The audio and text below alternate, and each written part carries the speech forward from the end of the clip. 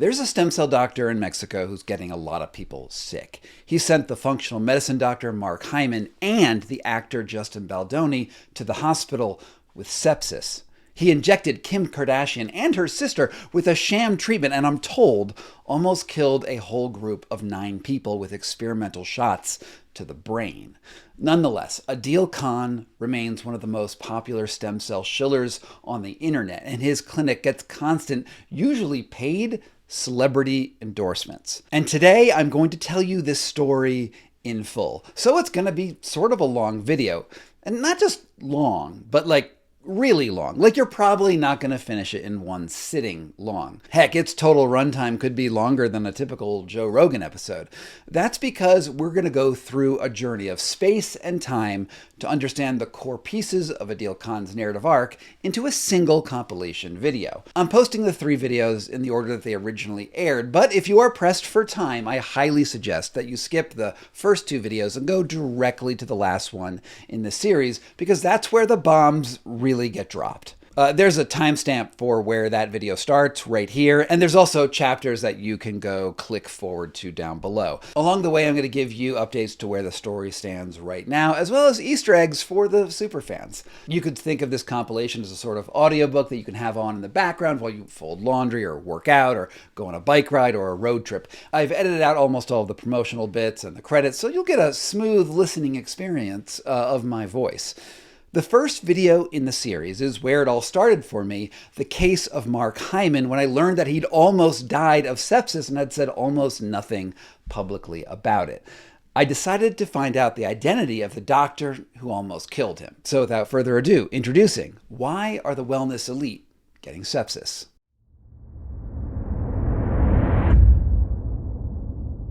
This is Mark Hyman. We can reprogram our genes back to a younger you. And I could literally, when I'm 63, turn my biological clock back to 25, make my wrinkles go away, my hair turn black, my joints get healthier, everything. And this is Jordan Peterson. I went to the temple of Asclepius in Greece recently. They actually had people sit and dream in rooms full of snakes. When I went to that temple, I thought, these people were more sophisticated than we are in their approach to disease. You might know Mark Hyman from his constant shilling of an alternative medicine program called functional medicine that involves selling a rotating slate of longevity supplements aimed to stop or reverse aging. Meanwhile, Jordan Peterson is a pop psychologist who promotes anti-wokeness as a key to mental well-being. I don't think I've ever seen anyone who was canceled who didn't respond to it about the same way that people respond to a near-fatal illness. In addition to their unorthodox approaches to human health, they share 3 other things in common. First, both men sought relief for decades of debilitating back pain outside the traditional medical system. And second, in the last year and a half, both of them were hospitalized for sepsis. Because I almost died. Yeah, it was really extreme. Dad was in an ICU suffering from pneumonia and sepsis after dealing with a host of neurological issues this summer. While Hyman seems to have recovered, Peterson is still out of the public eye, and it's unclear whether he will ever come back.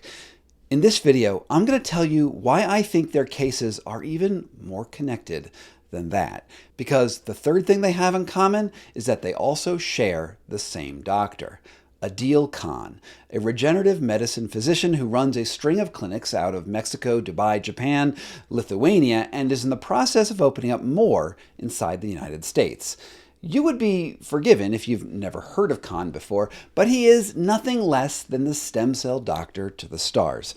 His patients include everyone from the Kardashians. Why did Kim and Khloe Kardashian come to us for stem cell treatments? To Tony Robbins. Well, I saw Dr. Khan because I had to have surgery, and Dr. Khan brought me some of the latest technology in that area, and it immediately reduced both the pain but also the inflammation. So it's no surprise that Hyman and Peterson fit in on his roster. Well, the main reason I'm seeing Dr. Khan is to deal with chronic disc degeneration and disc herniations. Now, you're going to treat me for something tomorrow, as I understand it. So Yes. Exactly what are you planning to do to me? Well, as you have talked about publicly, you have toxic mold. When I began investigating this almost 2 months ago, my vision was that this was going to be a pretty straightforward topic, a couple of wellness grifters getting a taste of their own bad medicine. But the more I dug, the more this story consumed my life, and there is too much of it for me to fit into one video, so I'm breaking it into 3 parts. In this series, I'm going to tell you the never-before-reported story about how 2 of the most prominent wellness influencers in the world promoted Kahn's dubious stem cell therapies and then tried it on themselves. While Peterson's case is unique and will require a whole episode just on its own, Hyman and Kahn are public medical professionals on the fringes of medical science who have taken great pains to keep this story under wraps, because it exposes the secrets and hypocrisies of their interrelated wellness grifts.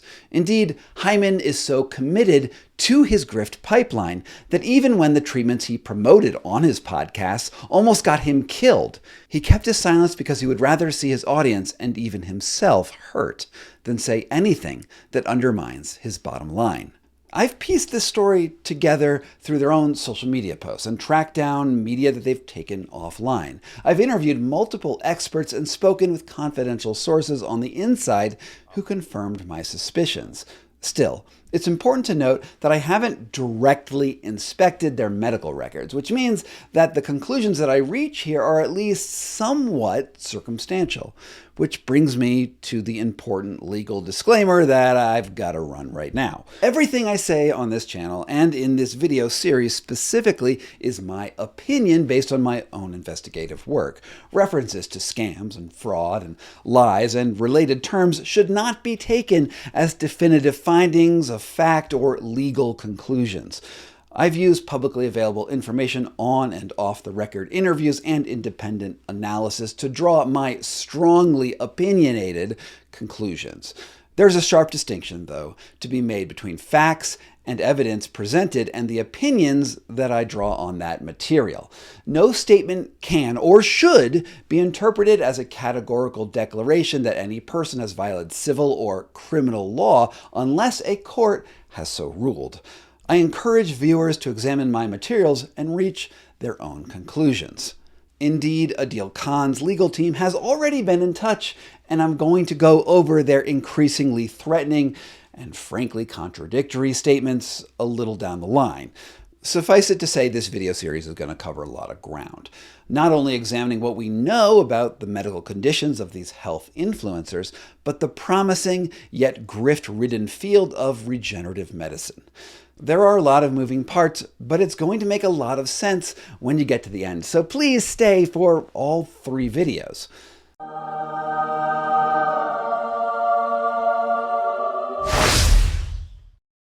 The easiest place to start is with Mark Hyman. Hyman is the foremost proponent of the functional medicine paradigm and a 12-time New York Times best-selling author. Now, if you've heard someone announce that food is medicine or that some combination of supplements, exercise, and lifestyle changes along with extensive clinical testing can prevent disease from autoimmune illnesses to cancer and Alzheimer's before they ever develop, it probably all goes back to him. He is notable in the longevity world for suggesting that people can reverse their own biological age and become, as the title of his book puts it, forever young. Which is why it's surprising that earlier this year, Hyman dropped a bombshell on Jay Shetty's On Purpose podcast. We actually had a date scheduled for you to be on the show. Yeah. And then I sadly learned from your team that it had to be canceled, but it was for... Because I almost died. Yeah, it was really extreme. Yeah. Talk to us about this near-death experience, because I've known you to be a longevity expert, a health expert. The work that you do, it impacts millions of people worldwide.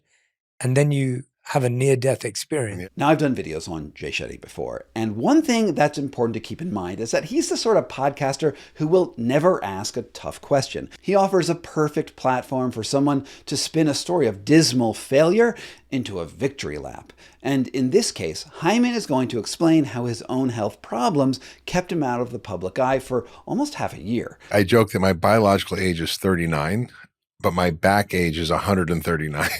This little line, it is surprisingly important because he's asking the viewer to accept one of the most insane propositions in modern medicine. Mark Hyman, who is 66 years old and frankly wants the viewer to believe that despite what they are seeing on the screen, that he is in fact, biologically, just 39 years old. Now, I couldn't find a photo of Hyman from 1999 when he was actually 39 years old, but here he is in 2010 at 49 posing with Bill Clinton. He also posted this pic on his Instagram comparing what he claimed was him in 1999 to what looks like a testosterone-infused older self in 2021. I think it's pretty clear that he has in fact aged at a reasonably normal rate, all things considered.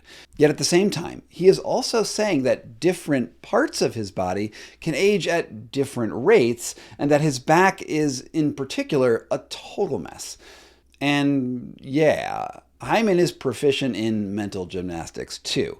Here's how he describes how he got that injury to Jay Shetty. When I was 32, I lived in Idaho in a logging town. I was chopping wood and carrying heavy wood, and I ruptured a disc. And it basically caused massive damage and a permanent paralysis of my right calf. So I've limped for 30 odd years and my back's just degenerated. This injury origin story is fascinating to me because in the last few years, chopping wood has been lauded as a life hack to boost testosterone. If I woke up tomorrow morning and I opened the blinds like I do every morning and I looked down and you were chopping wood, I would be so turned on. I think he has to tell the story this way in order to certify his credentials as some sort of Uberman in touch with his primal nature, just like in this classic Rocky IV training montage.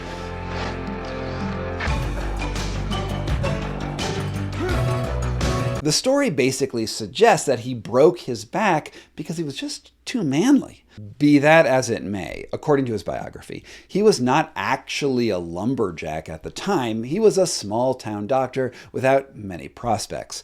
A few years later, he moved to Massachusetts to work in an emergency room before he joined the wellness revolution as the co-director of a storied health spa called Canyon Ranch. And once he became fluent in spa lingo, he left to found the Ultra Wellness Center in Lenox, Massachusetts, and began writing best-selling top pop health books.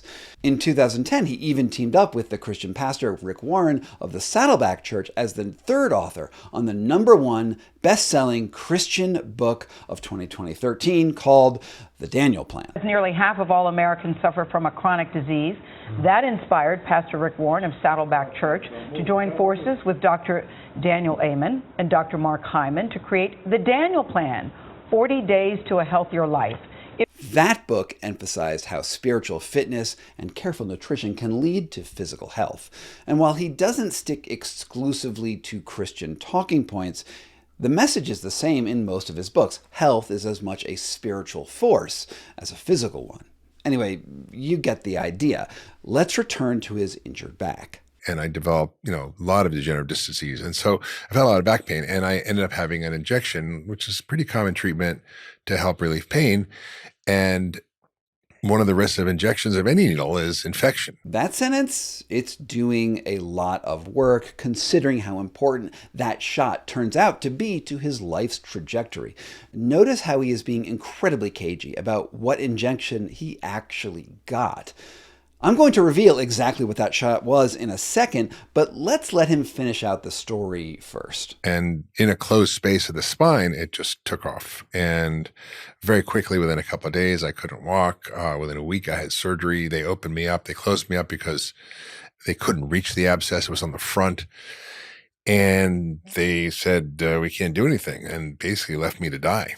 Gave me antibiotics and said, cross your fingers, and here's some painkillers. And they said there was no cure. Mm-mm. This mystery shot kicked off a series of events that was going to lead to his death. But I have to ask you if you think that what he is saying really checks out. Can you imagine that any doctor in the world would just shrug their shoulders and leave Mark Hyman, a man with near infinite social media reach and likely the ability to ruin a doctor's medical practice with a single social media post, to die? I mean, if it's true, it's a stunning level of both incompetence and malpractice. But his next statement is even weirder. And then a friend of mine was a doctor, called me and said, "What's happened? I heard you're sick." And I told him, he said, "You need a second opinion." So I got an opinion from the top neurosurgery center in the world in UCSF. Again, does it make sense that Mark Hyman, himself a doctor whose entire career is based on giving second opinions to mainstream medicine, needed a friend to tell him to go and seek one out? And they said, "Get out here right away." So I took an ambulance jet and had another surgery a month later that was really relieved the abscess. But in that intervening period, I got septic. I was feverish. I lost 25 pounds from where I am now. I was in bed. I couldn't eat sitting up. I literally had to lay down with 4 pills under my leg. And after the surgery, thank God it worked, but it was a Hail Mary surgery. And they said I was maybe a couple of days away from dying. And I remember, going under anesthesia on the day of the second surgery. And I was like, this could be my last moment of consciousness. It sounds like a pretty close call, and I'm glad that he could get the acute care that he needed from a world-class allopathic hospital. His narrative, of course, ends with him not really acknowledging the medicine that saved him, but instead casts himself as the hero, using his own knowledge of wellness physiology to come back to the man that he is today. In the aftermath of that, I had to I was on a walker. I couldn't stand up. I couldn't brush my own teeth. I couldn't wipe my own ass. It was bad. And I had to depend on other people. But slowly, just determined, I clawed my way back to health and using every principle that I know of how to create health. And I'm 65. I'm not a spring chicken. And I know what to do, and I did it. And I wasn't sure if it was going to work at 65. How much can you get back? The whole hour-long interview just continues Hyman's own hagiography. But it's what he doesn't say that is the most important part. What was the actual cause of his illness? At the time, back at the end of 2024, a lot of people were reaching out to me privately in my DMs saying that I had to investigate these rumors of Hyman's sepsis. They were talking about it behind closed doors. His social media presence had gone on autopilot, and he was canceling speaking engagements during his recovery. But honestly, I didn't put much thought into it. Indeed, he correctly states to Shetty that any injection does carry a certain risk of infection. But there was something about how evasive Hyman was actually talking about the shot that kicked off the whole affair on Shetty's podcast that made me take a second look. What was he hiding? Just asking that question led me down quite a rabbit hole. On face value, the most obvious shot would be a cortisone injection, a type of steroid, which can often reduce back pain in the short term. However, Hyman notably positions himself in opposition to standard pharmaceutical interventions. It was simply more likely that he was following the sorts of protocols that he promotes in his books. But admitting that one of the treatments that he publicly supports almost killed him could discredit him in the eyes of his fans. Now, I was talking to some people in my social network, and one person, who I'm not going to name, told me that they had heard that he'd gotten the injection from a clinic in Mexico. Furthermore, they said that the clinic had gone into emergency mode to control the story before it got out. Now, while my contact didn't know which clinic it was specifically, that tip was enough to land me on the doorstep of Adil Khan, a doctor who until that time I'd never heard of. Here's a reel that Khan posted in July 2024 explaining a relationship with Hyman. Well, the main reason I'm seeing Dr. Khan is to deal with chronic disc degeneration and disc herniation. So hopefully that'll work, and also just a general stem cell tune-up and basically longevity treatments.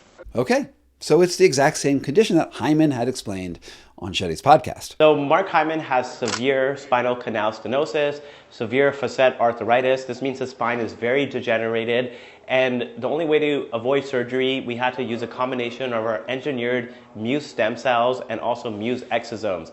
These are engineered to survive better. They're also engineered to be more potent, and they have a much better pluripotent profile as well, meaning they can differentiate into new types of tissue better than regular umbilical cord stem cells. So we injected them epidurally using catheters. We also injected them into the facet joints. Bingo. So Khan's post described an injection into precisely the same spot where that ball of infection in Hyman's spine began to spread. This is a smoking gun, right? Well, not exactly. The dates don't quite match up. Here's Hyman again. It's only been 7 months from the recording of this podcast. Shetty's podcast came out on August 18th, 2025, and this reel was posted in July 2024, over a year earlier. Do a little math here and factor in a reasonable lag between the recording and launch of Shetty's podcast, and we come up with an approximate date of that shot between October 2024 and February 2025. So I looked for any evidence that Hyman had sought out a follow-up shot with Khan. After all, according to the clinical literature on Muse stem cell injections, patients often need more than just one. And that's when I found this, a podcast that Hyman recorded with Khan titled The Secret to Reversing Chronic Pain and Aging Before It's Too Late, Dr. Adeel Khan, dated November 2024, dead center into my target timeframe. And even more fascinating, the podcast was no longer available on any platform on the internet.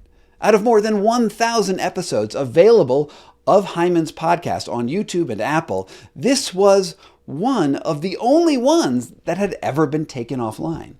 Even the episode page and transcript had been wiped off of his site.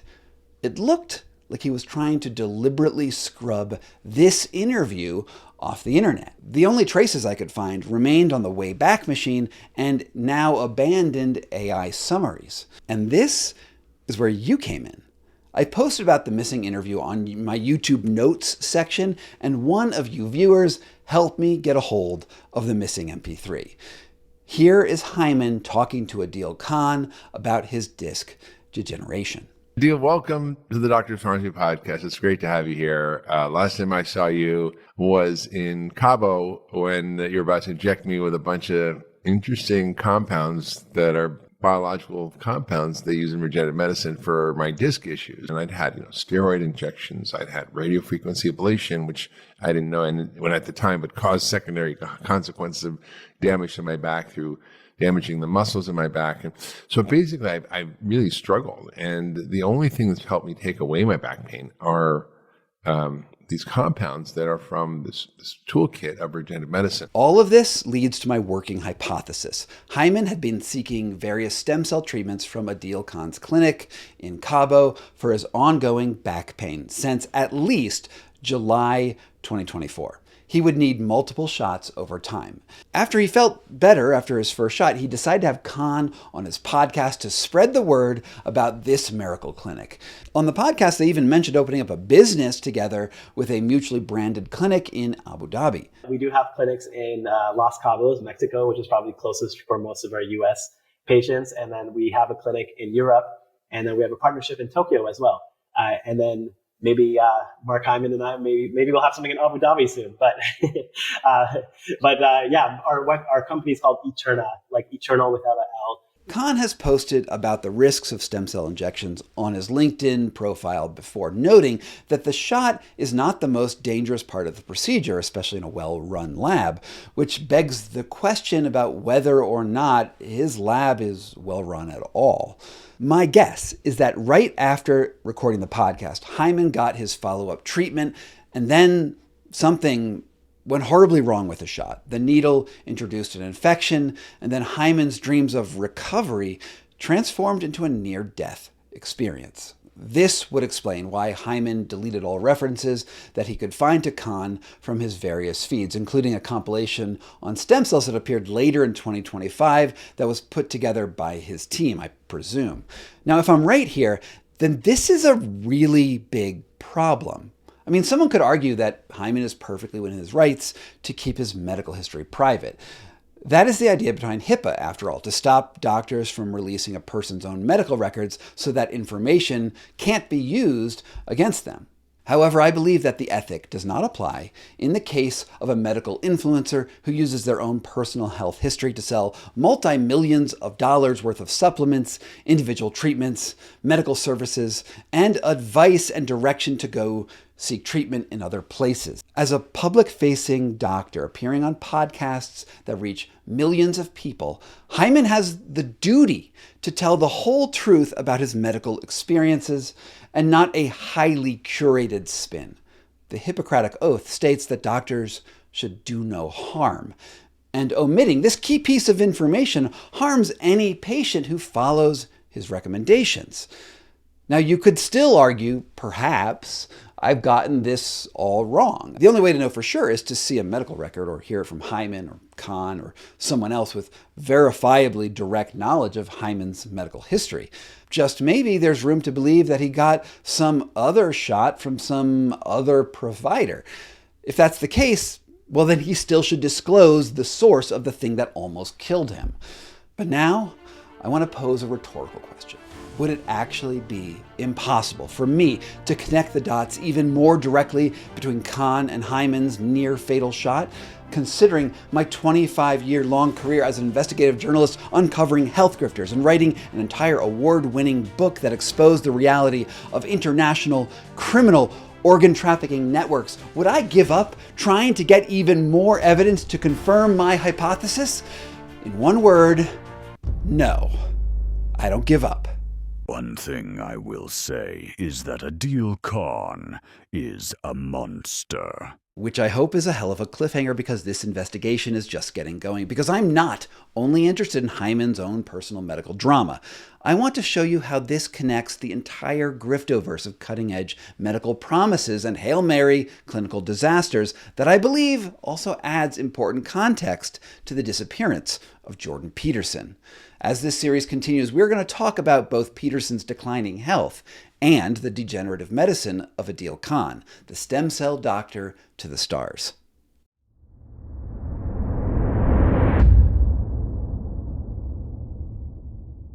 Okay, so that was quite a cliffhanger, and once the first video in this series dropped, I got a lot of emails and communication from people all across the internet giving me all sorts of leads that ultimately informed the next piece that I dropped, which is what you're about to see. What I wanted to find out for sure was whether Jordan Peterson's case, a very similar case of sepsis, was related to what I found with Hyman's story. Not to give anything away, the answer surprised me. Introducing what is killing Jordan Peterson.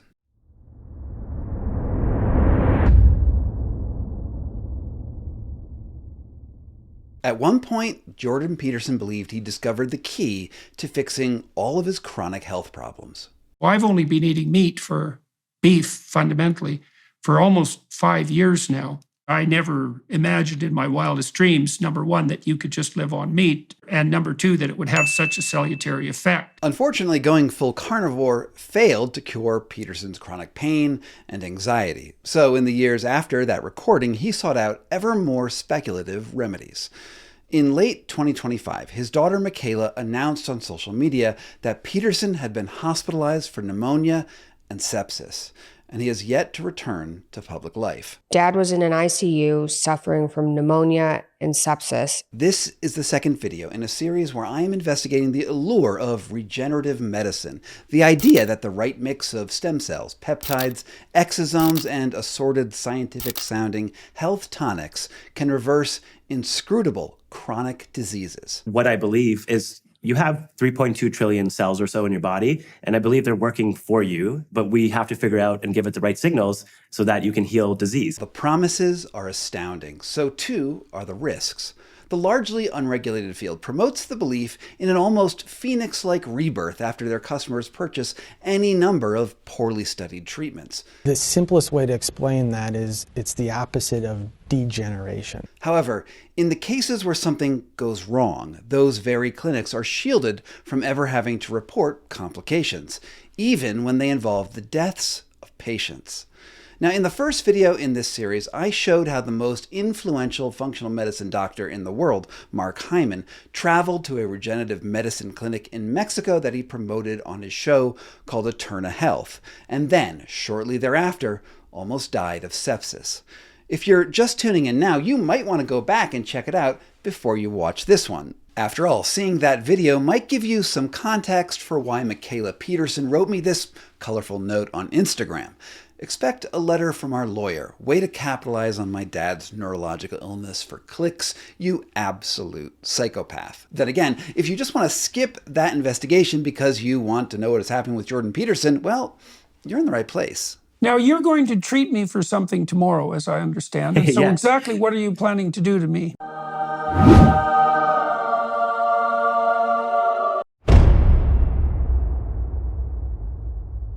If you haven't heard of him, Jordan Peterson is a controversial clinical psychologist who waded into the culture wars in 2016 and gained notoriety for climate denialism, a stance against woke ideology, and what he calls classical liberalism. His books and lectures set him up as a conservative thought leader, and he became the intellectual guiding light for the manosphere. The Marxists, of course, divided the world into victim and victimizer, essentially on economic grounds. The difference now is that same narrative seems to play out. There are victims and there are victimizers, but there is a number of dimensions along which that axis of inequality can reveal itself. I'm not really going to go into his philosophy here, except to say that it mixes some pretty common sense advice with truly unscientific statements of faith that are difficult to untangle and sometimes hard to reconcile. More interesting to me, however, is how his 9 million social media followers, who take his word as gospel, react to his personal experimentation with various wellness Hail Marys, something that pushed his audience away from philosophical smugness and into the booming business of peptides, stem cells, fad diets, and bro biohacking. Peterson has been quite open about a lifetime of health problems, from autoimmune conditions to difficulty sleeping to chronic back pain, mold exposure, and a troubling reaction to benzodiazepines.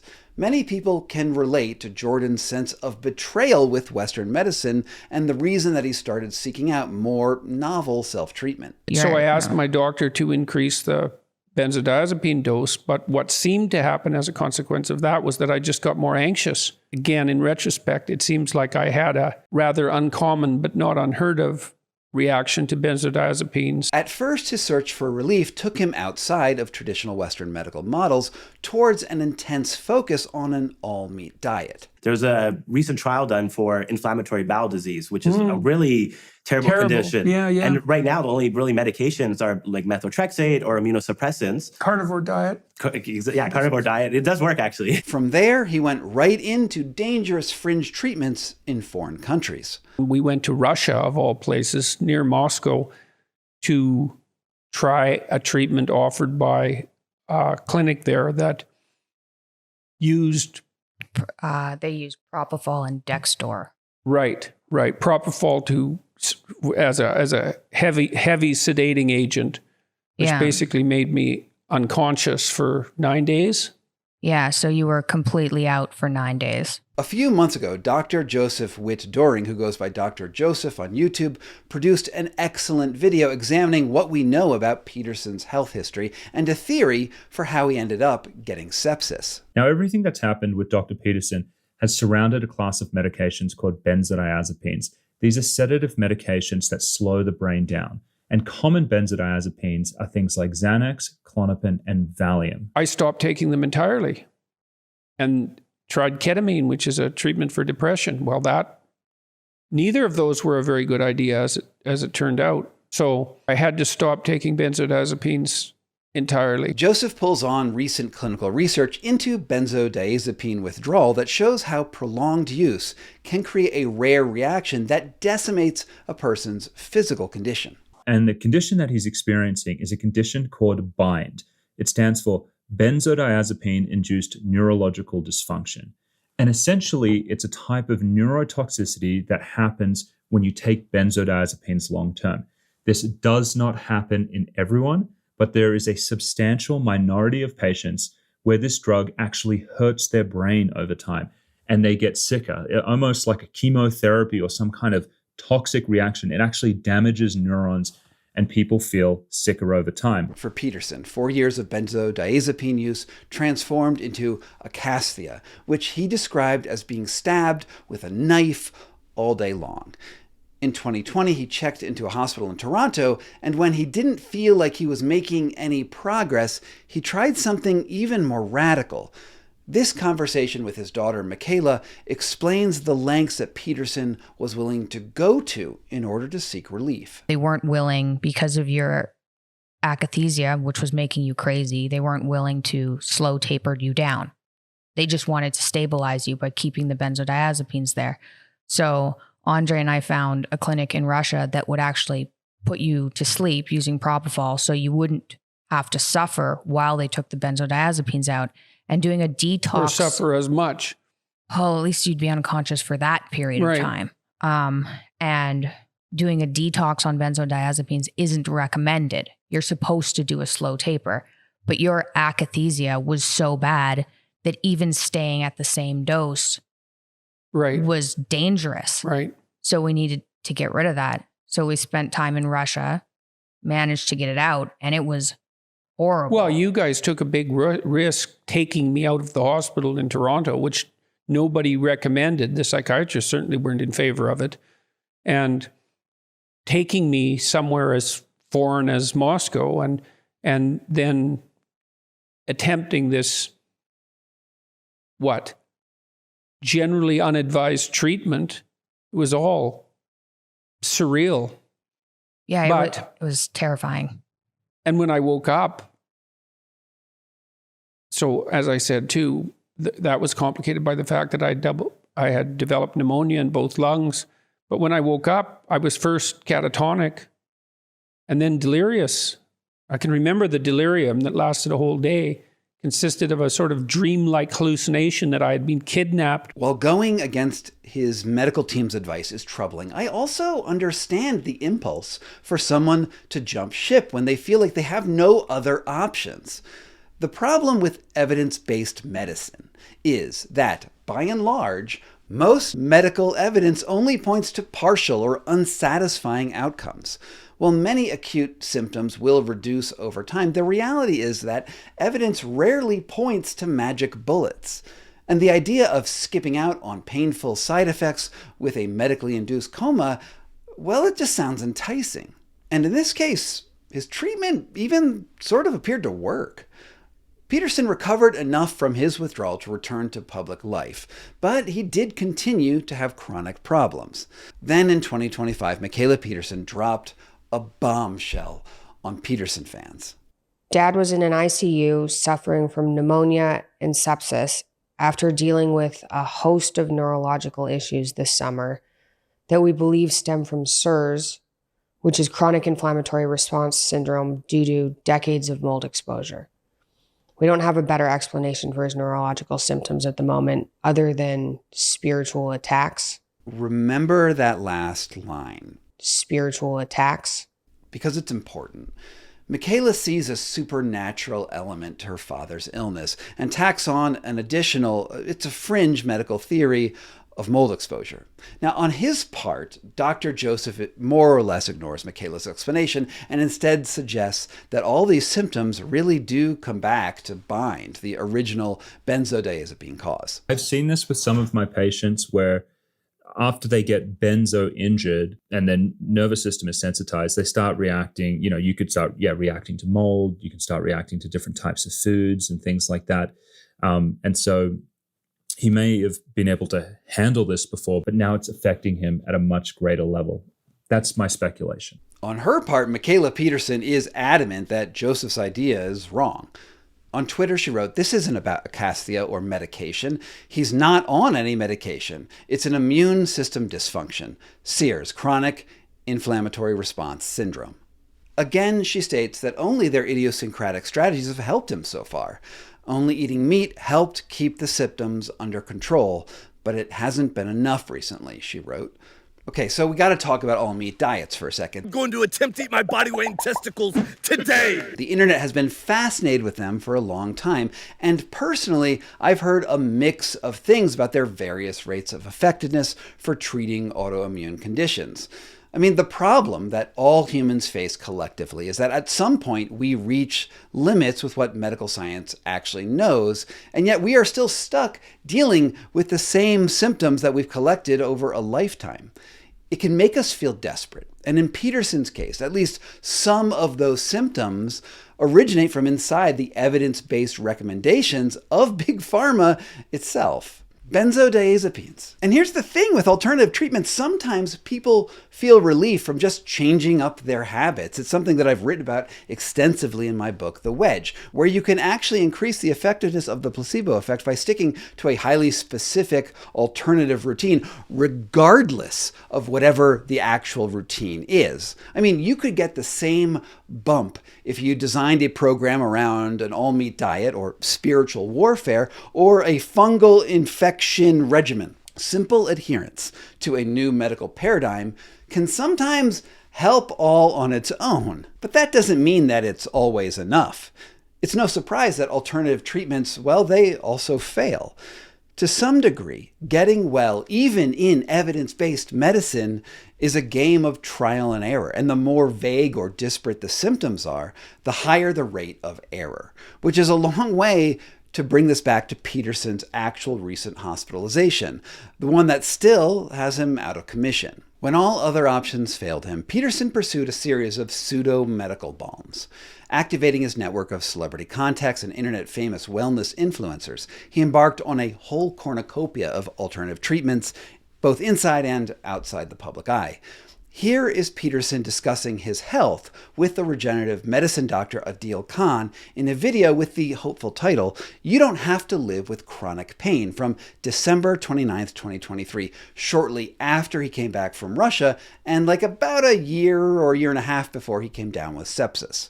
I think this video is key to understanding Peterson's condition, and I want to look at two different sections with you. The first explains Peterson's own idiosyncratic approach to treating his illness. He asks Khan, who is the doctor who I've previously connected to the treatment that caused Mark Hyman's own case of sepsis in my last video, to discuss the difference between functional medicine and the traditional Western medicine that got him hooked on benzodiazepines. Allopathic medicine is traditional medical doctor. You get a doctorate of medicine, and that's a traditional, drug-based, surgical-based interventions that we learn in medical school. So, which is great. Right. So disease treatment. Disease treatment. Yeah. But then functional medicine and integrative medicine is taking naturopathic stuff that's evidence-based, that has actual science behind it, and lifestyle measurements to intervene and treat chronic disease. So, I went to the Temple of Asclepius in Greece recently. Yeah, it was extremely interesting, a very large compound. And at the Temple of Asclepius, there were rooms where you could, they actually had people sit and dream in rooms full of snakes. Did you catch that? Khan was talking about a scientific basis for functional medicine to bridge the gap between Western medicine and wellness, and then Peterson has gone all the way over to wellness being at least sometimes about sleeping with snakes. And I'm just beside myself watching Khan trying to keep this conversation on track. Right, and God only knows what the reason for that was. My daughter used to have snakes as pets, and she said that she would often have nightmares as a consequence of having the snakes in her room, and I suspect it had something to do with their odor. So God only knows what dreaming with snakes would produce in terms of visions. Again, just watch Khan's reactions here. But anyways, there was a place set up where you could have a healing vision. But there were also theaters and stadia there, and places for massage and for saunas, essentially.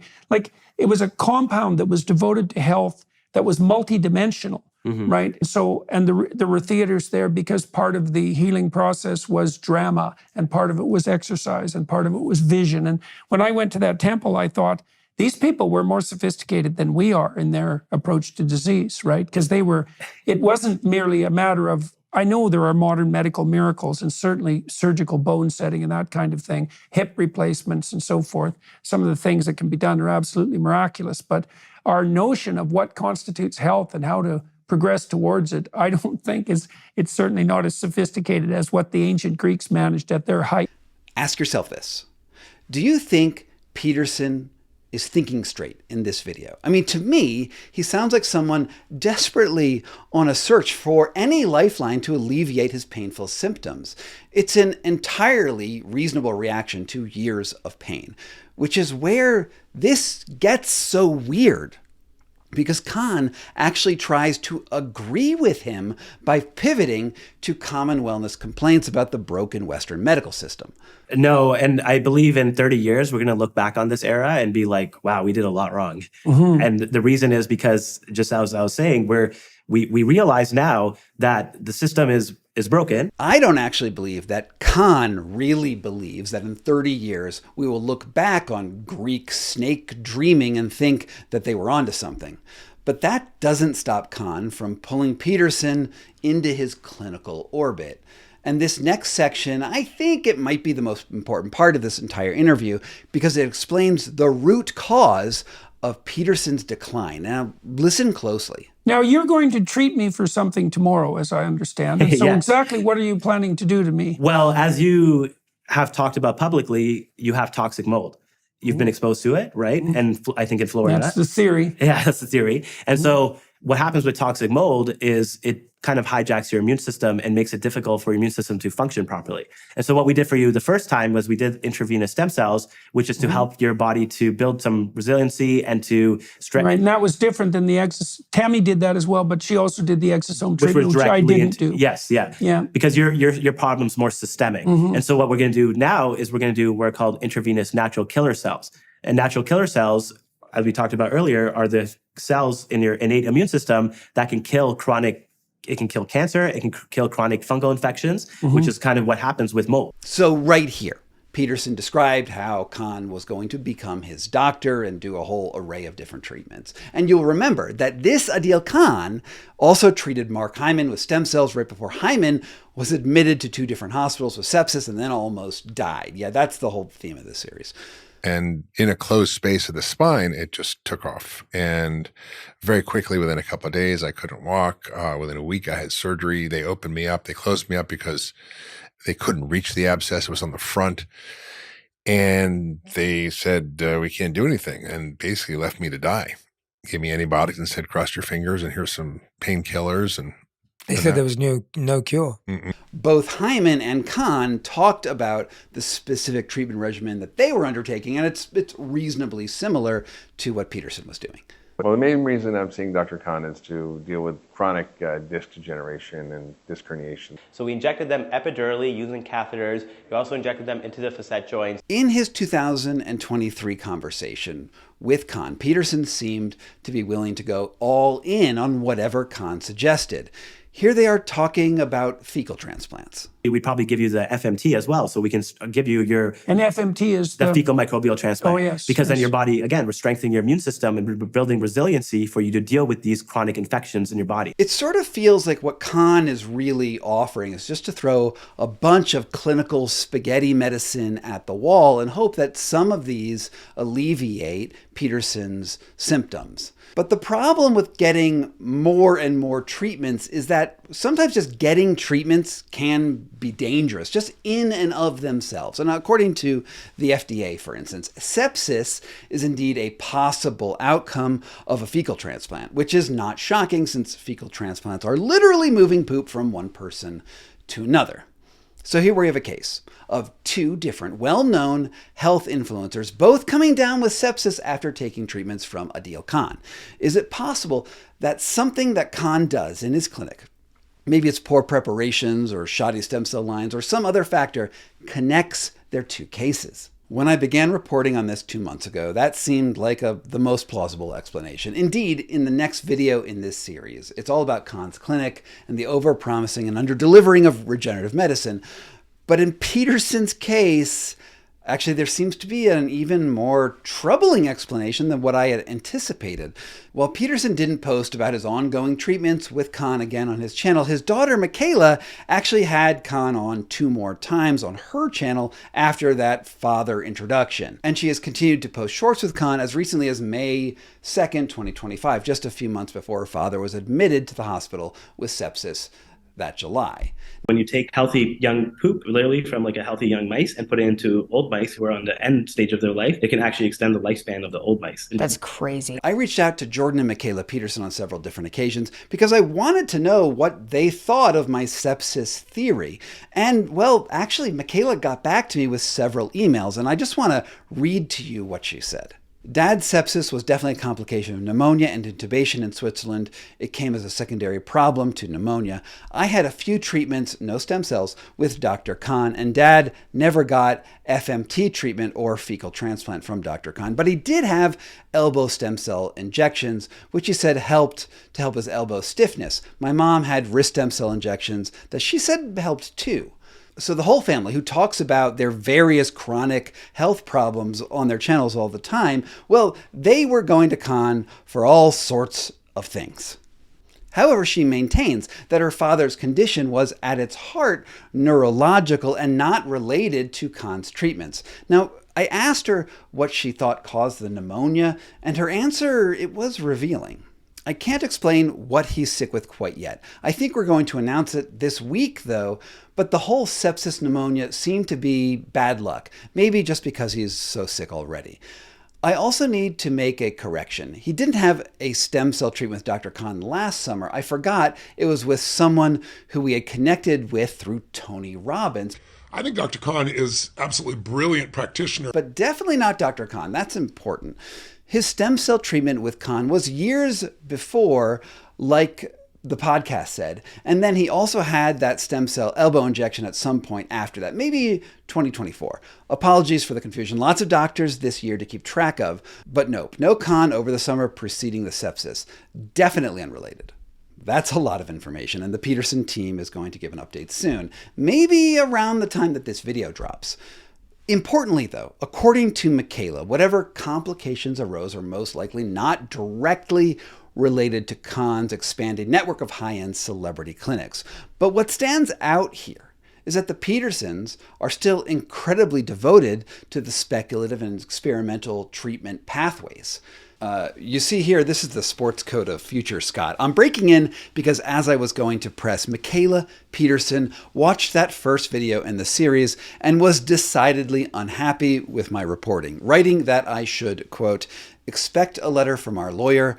Way to capitalize on my dad's neurological illness for clicks, you absolute psychopath. Now, I felt like that was a little unfair, especially since her most popular video in the last few years has literally been monetizing her father's illness for clicks. This is from her first update on her father's illness, which now has 3.9 million views, which includes a plug for a book tour and the Peterson Academy. He's hopefully recovering. And like I said, I'll keep people updated. He has a team of people, including myself, continuing his mission, including Peterson Academy, and will be releasing his We Who Wrestle with God tour to everyone on YouTube, which he's wanted to do for a long time. And given we think there's a spiritual element at play here, we believe the right way to fight back is to keep going and push harder, if anything. And look, getting threats like this isn't new to me or my channel. I mean, a year or so ago, I went to court to defend my cat from government overreach.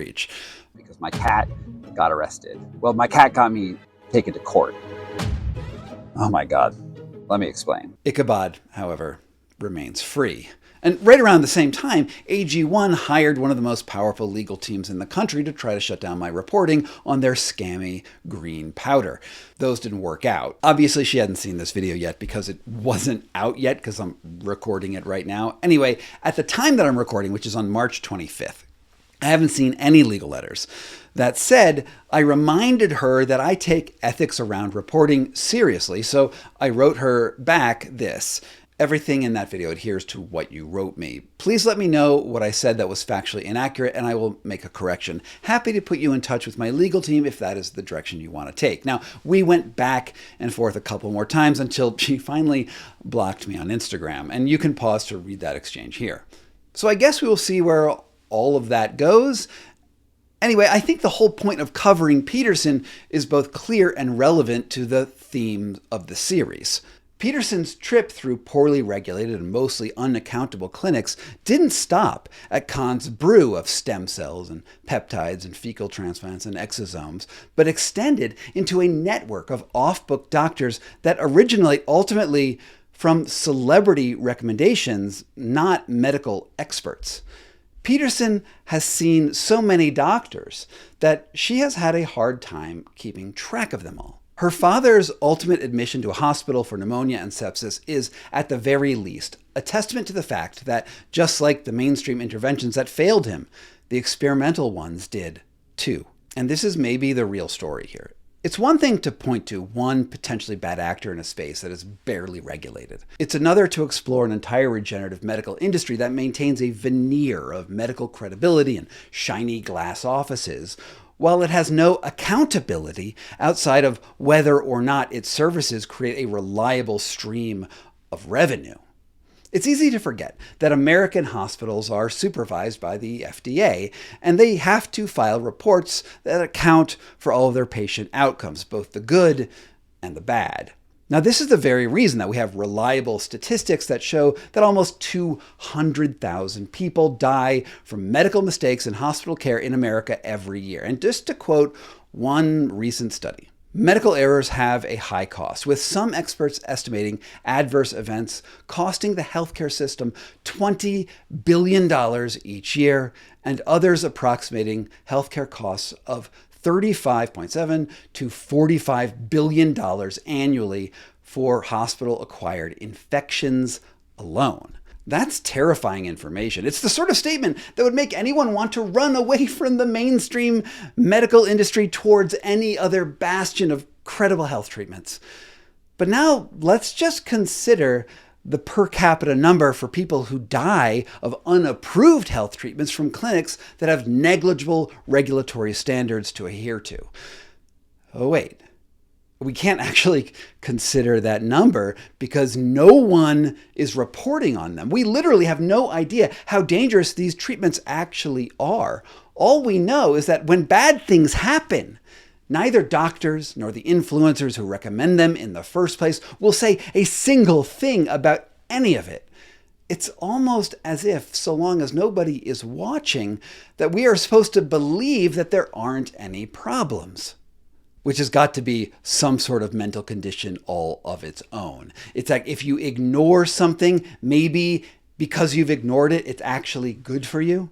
It's at least a logical fallacy of some sort. But then sometimes the rubber does meet the road. The stories do leak out. And here's one example. Here was a comment by someone on my channel when I released that first video. I had 3 cases last decade I assisted with on autopsies where patients had been to Mexico for surgeries that were either denied here, they're cosmetic and they had a rotten cardiovascular health, and one woman's aorta, yikes, or went from procedures not available here in Canada, like MS treatments. Okay, so what that comment was saying is that he had 3 cases of people who died, because these were autopsies, because they went to Mexico to seek out these unapproved and unregulated treatments. And yeah, I know that's just a comment, but that's hardly the only case. The actual medical literature is full of case studies of people who met the same fates. In the next video, I'm going to take this story right to Khan and the regenerative wellness industry itself. What do we really know about how Khan runs his practice?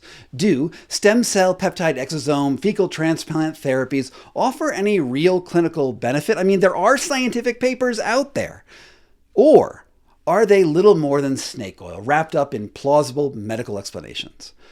Was Hyman's case a fluke, a sort of chance mistake? Or is there a systematic problem with the facilities they go to? Well, I've spent several months digging up answers to exactly these questions. And I've also reached out to Khan several times directly. And maybe his answers through his lawyers are more telling than anything else, because they've made it very clear that they do not want me digging any further. They even denied that Khan gave either man any stem cell injections, in apparent contradiction to their own public statements. So, what is Khan really hiding? Coming up next, the degenerative medicine of Adeel Khan. Even though I was wrong about the specific causes of Jordan Peterson's illness, I think that I was on pretty firm ground when I say that his relentless pursuit of speculative health fixes are not helping the matter. His daughter sent me several threatening notes over the next few weeks after the video dropped, but no actual legal complaints, which leads us to the real meat of this story. What is actually going on in Adeel Khan's clinic to the stars? Well, this next video has had huge repercussions for his clinic and his practice, and I'll fill you in on what I know about the fallout after you see this video. So, are you ready? Introducing, who is Adeel Khan?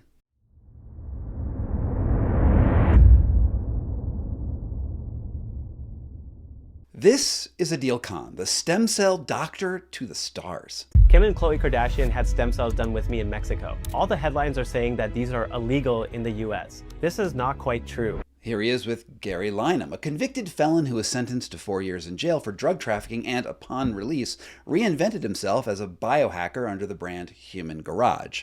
In this video, they're talking about Khan's signature stem cell treatment. Like for me, they're expensive to just purchase from the manufacturer. Right. So these are what are called Dazawa Mu cells, which is from the Japanese scientists who discovered them and the company that owns the patent. And so we work directly with that scientist to get these cells, but they are pricey. That brown vial, which looks to me like a horse suppository, is what Khan's Real identifies as stem cells, which means that it's some sort of variation of the brew that almost killed the functional medicine doctor Mark Hyman. Because I almost died. Not only that, but when I showed the picture to the company that invented the specific type of stem cells that Khan promotes, they were unequivocal.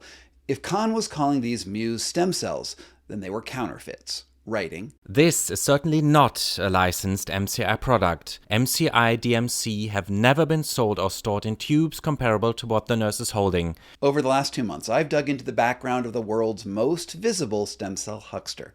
According to the records I've uncovered, he started out as a sports medicine doctor who worked his way up, selling weight loss drugs on online portals, through advising on, quote, science-based supplements on bodybuilding websites, to running fly-by-night stem cell clinics on 4 continents. And he's making a lot of people sick. For this report, I've spoken with patients who barely survived his treatments. Whereas I was, in the gurney or, being wheeled in, I had a chance to speak to him. On the fly, right before I went in for the procedure, he changed the protocol. I've combed through podcasts of wellness influencers who spilled the tea. So I called Dr. Khan. I'm like, hey, something's wrong with Katrina. She doesn't sound right. And he's like, yeah, well, it's kind of normal, this and that. There's an immune response, 24 to 48 hours. I said, yeah, I don't think so. I said, she's going sepsis. And I can't make this up.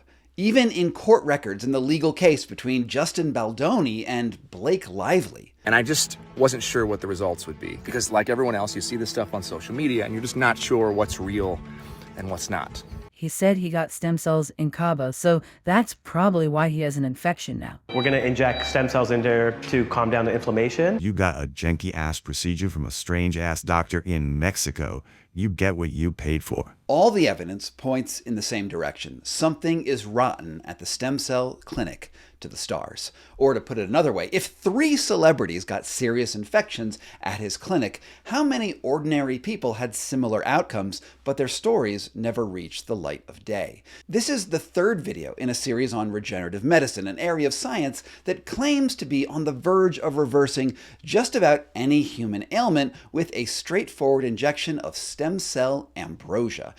It's about the lengths that people will go to pursue miracle treatments and the hucksters and charlatans who are more than willing to take advantage of the unregulated market. In my first video, Why Are the Wellness Elite Getting Sepsis?, I showed how Mark Hyman covered up the fact that he almost died from an infection after he got an injection at Khan's clinic. In the second video, I examined the case of Jordan Peterson, who almost died after trying a series of unapproved medical treatments from biohacking hucksters and shady doctors on at least 3 continents. Now, if you're the kind of person who likes to consume things in order, you might want to go check those out first. Then again, maybe you just want to go to the heart of the stem cell grift, in which case, you're in the right place. In this video, you'll discover who Adil Khan really is, whether he's allowed to practice medicine at all, and the troubling pattern of sepsis that follows his treatments.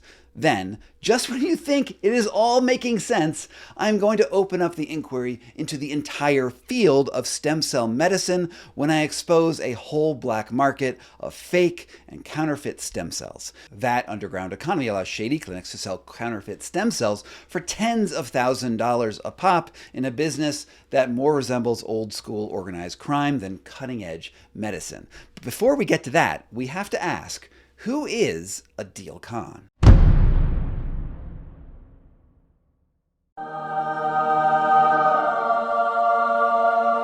On the advice of my lawyer, Sid Rao, and in the face of multiple legal threats that have already landed on my desk, it's important to start off this report with an obligatory disclaimer that I actually had in the first video too, and I've pretty much stolen word for word from the great CoffeeZilla. Thanks, Coffee. Everything I say on this channel and in this video series specifically is my opinion based on my own investigative work. Now, references to scams or fraud, counterfeits or lies, and related terms should not be taken as definitive findings of fact or legal conclusions. I've used publicly available information on and off the record interviews and independent analysis to draw strongly opinionated conclusions. Even so, there is a sharp distinction between the facts and evidence presented and the opinions drawn based on such material. No statement can or should be interpreted as a categorical declaration that any person has violated civil or criminal law unless a court has so ruled. I encourage viewers to examine my materials and reach their own conclusions. Furthermore, in the event of any substantial factual errors, it is my policy to issue corrections, which you can find in the pinned comment below and in the description. With that out of the way, you can tell a lot about someone simply by the company that they keep.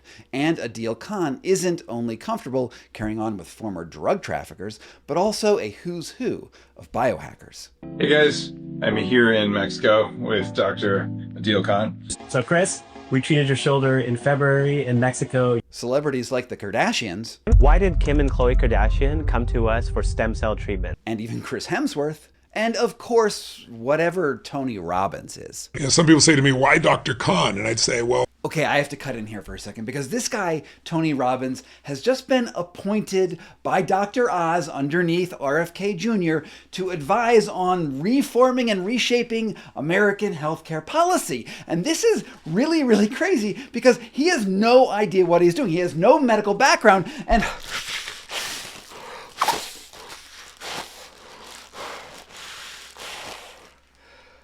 Why do we let the clowns drive the car?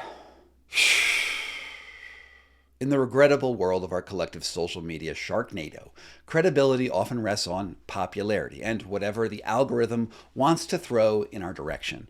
The constant celebrity endorsements of Khan's clinic lends him an air of trustworthiness that makes it easy to overlook his actual credentials.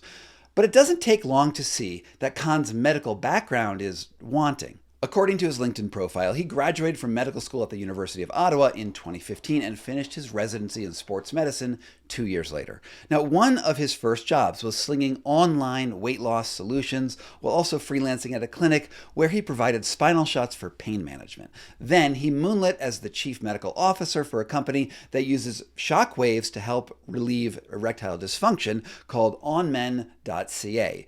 Incidentally, when I tried to go to that website just now, it actually redirects to a porn site. Anyway, he also took a role formulating supplements for weightlifters at a company called HD Muscle. Now, I know what you're thinking. Supplements, erectile dysfunction, pain shots? This sounds like exactly the resume you would expect to coincide with someone on the forefront of a scientific and medical revolution. Someone who heightens the already high standards we hold to people in the field of regenerative medicine. Fun fact! There are no requirements in the field of regenerative medicine. Oh, yeah, okay, but surely something as cutting edge as stem cell therapy requires some advanced training, right? Yeah, no, it's just a marketing term. But he has a medical license? Excuse me. No, okay. Yeah, thank you. No, you can go a little further. Here we go. According to the College of Physicians and Surgeons in Ontario, he let his registration expire last year, meaning that he is not able to practice medicine there despite owning a clinic in Toronto. His LinkedIn profile says the Ontario Medical Association certified him in sports medicine, except when we checked it out, it turned out that they don't even issue sports medicine certifications.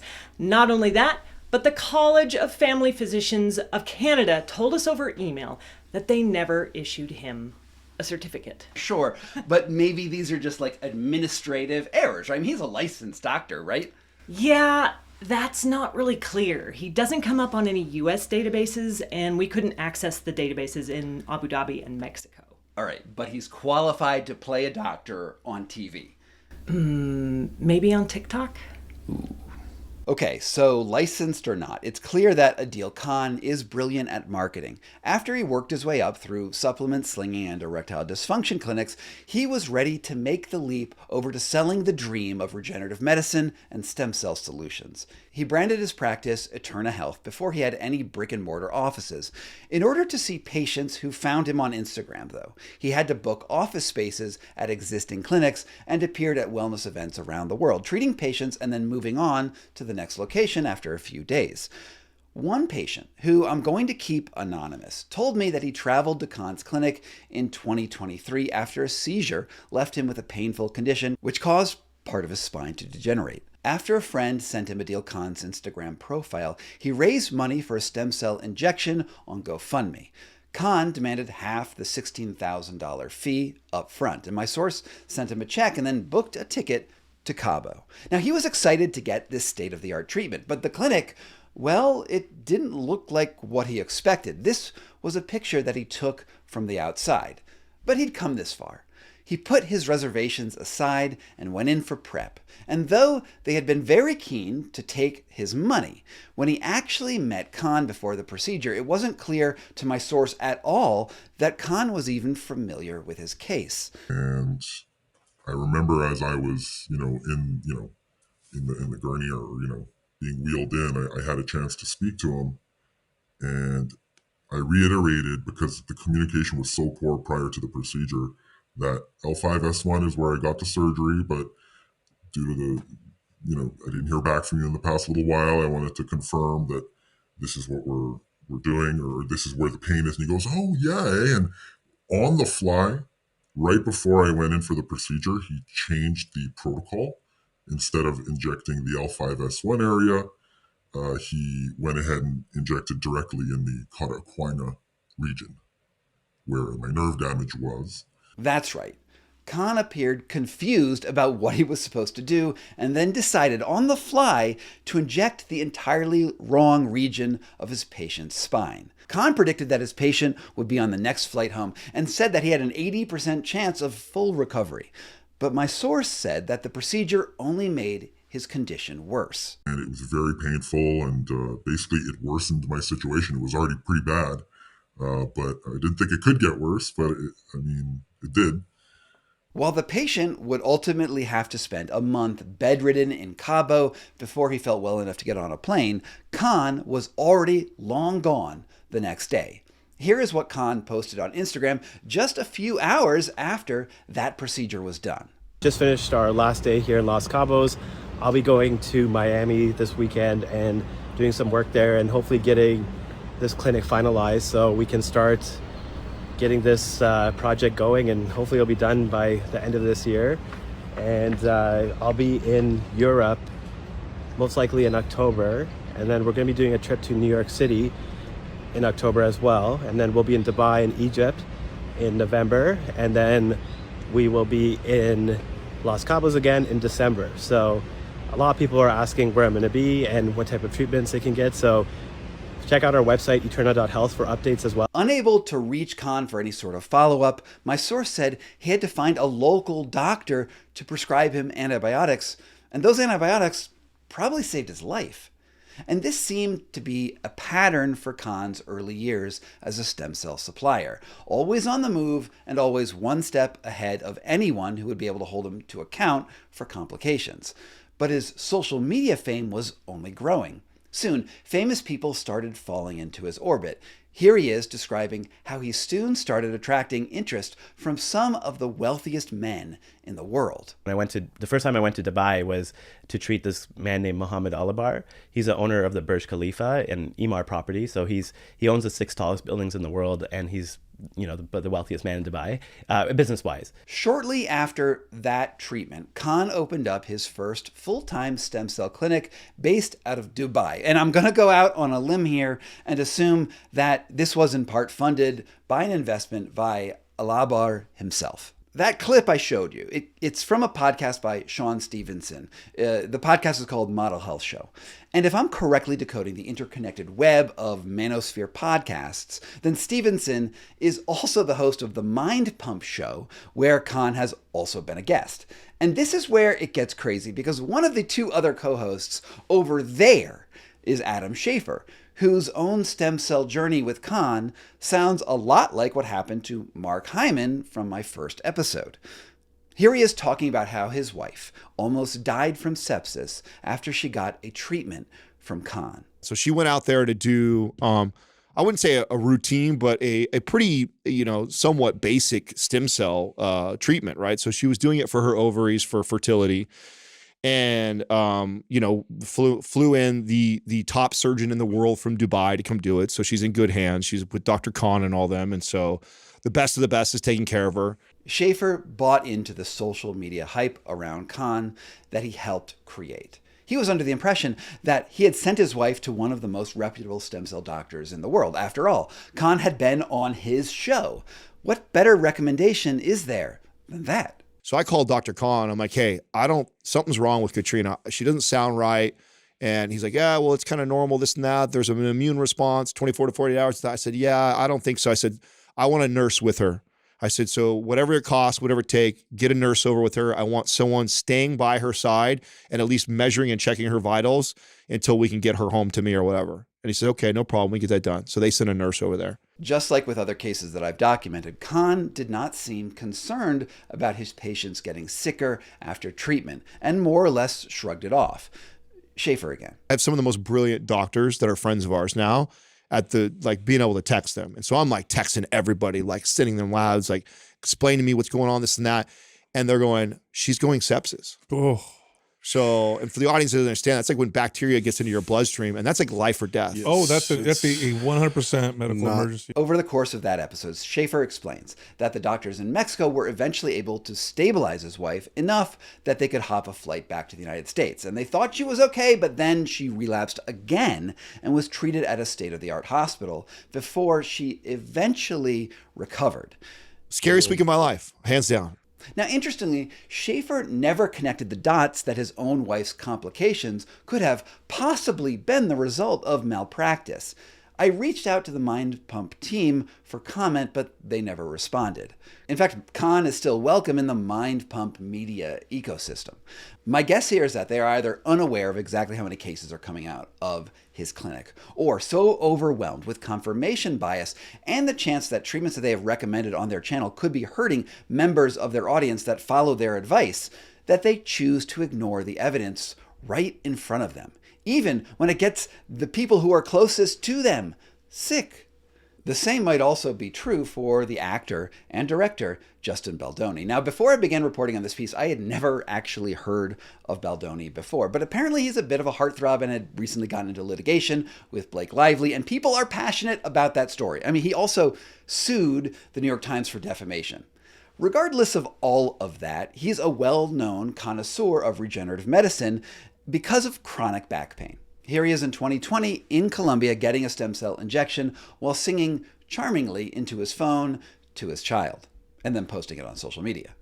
I love you, a bushel and a peck, a bushel and a peck, oh, I feel it. So right after he got that injection, he gushed in his social media posts about how he could feel the new life energy from the stem cells entering into his body. There's a powerful energy in these stem cells, man. This is new life. He felt like he was on the road to recovery, but apparently it didn't stick. He was still, just a few years later, looking for some way to fix his degenerated discs. So a couple of years later, he took to social media to find a new doctor and ended up on Khan's doorstep. So about 9 months ago, I reached out to Dr. Khan, who is at the forefront of stem cell technology. I have some damage to the cartilage and meniscus in both knees. He injected both my knees with stem cell. He also gave me an injection into my shoulder because I had some arthritis in my shoulder. And I just wasn't sure what the results would be because like everyone else, you see this stuff on social media and you're just not sure what's real and what's not. That joint is arthritic and it's inflamed. So we're going to inject stem cells in there to calm down the inflammation and to prevent the arthritis from getting worse and obviously repair some of the damage that's been done. We also combine them with peptides, which enhance everything. Making sure we're putting in the right spot is also a big deal. On August 28th, 2024, Khan's clinic put out a press release that they were officially treating Baldoni's back. And you're going to be shocked by this. I know. It wasn't long until Baldoni was in the hospital recovering from an infection. I reached out to Baldoni's team to ask him about complications, but a representative from his PR crew said that he didn't hold anything against Khan and that he believed that the infection had to do with bad energy from his litigation with Lively, which is of course interesting because bad energy is not known to be a cause of bacterial infections. We don't have a better explanation for his neurological symptoms at the moment other than spiritual attacks. Now, again, I have no interest in celebrity infighting, and I know people have strong emotions about it. But the discovery published in the court case actually revealed interesting chatter about the infection. One document states, and I'll quote, "Rather than truthfully acknowledge why the entire cast refused to promote the film with the director or launching an investigation, Abel, Baldoni, and Heath brainstormed possible cover stories, including a recent hospitalization to treat an infection from spinal stem cell treatment in Mexico." And that stem cell infection comes up again in the text messages between his crisis PR team. Stephanie Jones. He said he got stem cells in Cabo, so that's probably why he has an infection now. Jesus. Jennifer Abel. Yep. Stephanie Jones. Idiot. Jennifer Abel. You don't get stem cells in Mexico. Stephanie Jones. Who goes to Mexico for this? Jennifer Abel. And then agrees to post about it so that he gets it for free. Matthew Mitchell. When it's free for him, we know that. He does the sketchiest shit to his body and says that his outside reaction is due to stress.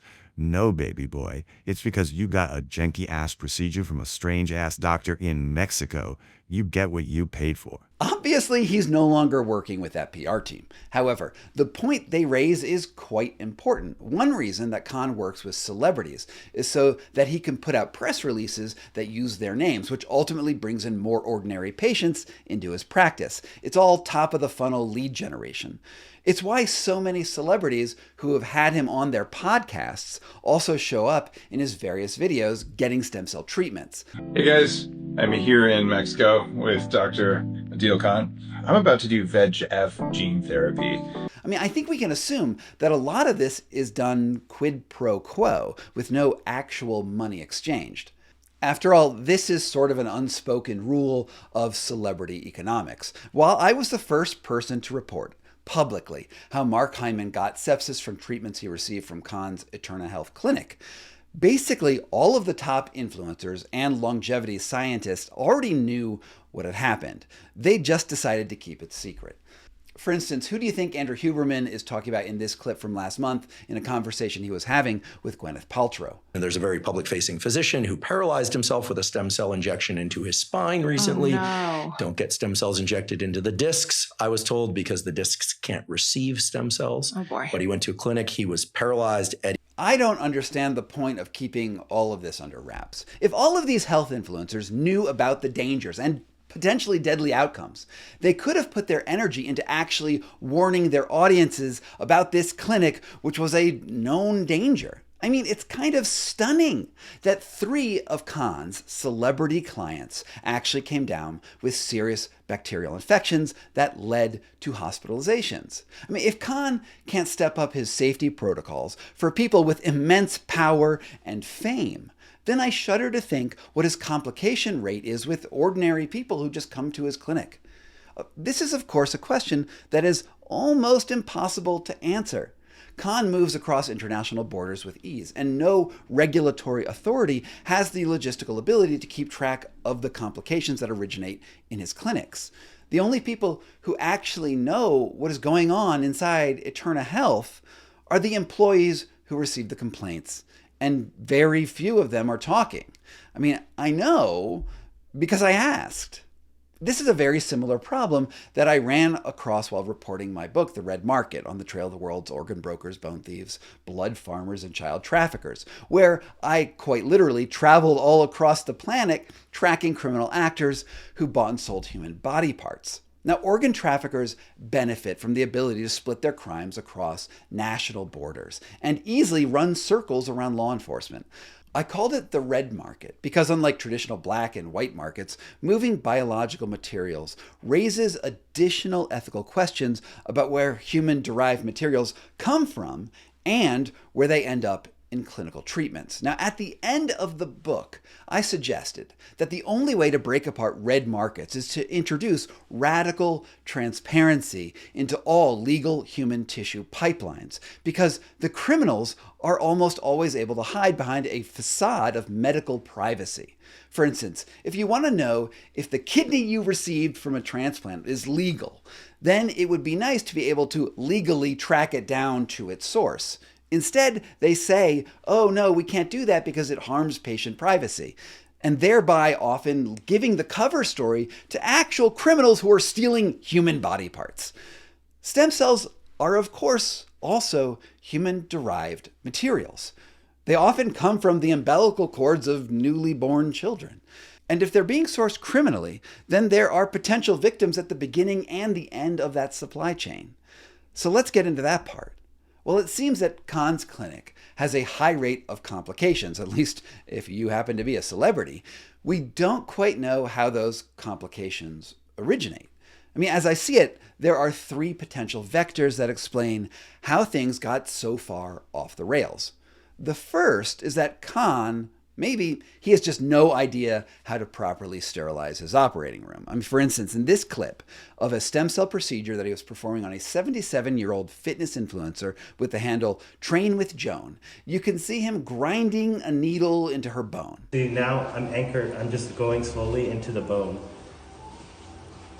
One commenter who describes themselves as an RN saw this photo and then asked why there was no protective bib around the injection site, saying that it's not sterile. That could be true in some cases, and I've asked various doctors if a bib is really required, and I've gotten conflicting answers. Some say yes, and some say no. But it could be an indication that he failed to do other sterilization procedures too, like preparing the area with an antibacterial solution like iodine. Others have mused that perhaps non-sterile water that they used to clean their various equipment was used. And there is no way, of course, to be sure, but my gut, in the heart of my hearts, I actually don't think that this is where the bacteria is getting in. Sterilization is very well taught across the world, and I'm just going to go out on a limb and think that he hopefully got this part right. It's very basic. Which means that the second possibility is that there is a problem in the way that Khan actually stores his stem cells. And I've spoken with 4 different doctors who handle stem cells regularly, and they all agree that storage is much trickier than you might expect.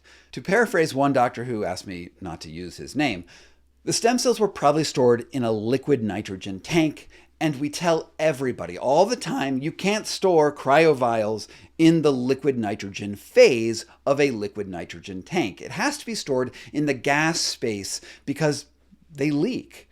The liquid nitrogen can get in, and they are almost always contaminated by E. coli or some other bacteria. Now, I had no clue that there was a real difference between the liquid in the liquid nitrogen and the gas above, so that's not like immediately intuitive, at least to me, a non-doctor.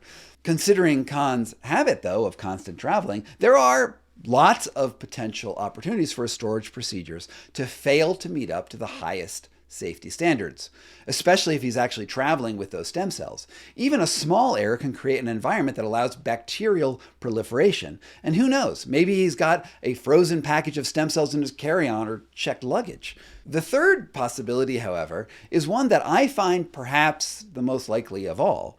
Maybe the stem cells he is actually using don't come from legitimate sources in the first place. In fact, it's an issue that he often talks about on his various podcast appearances.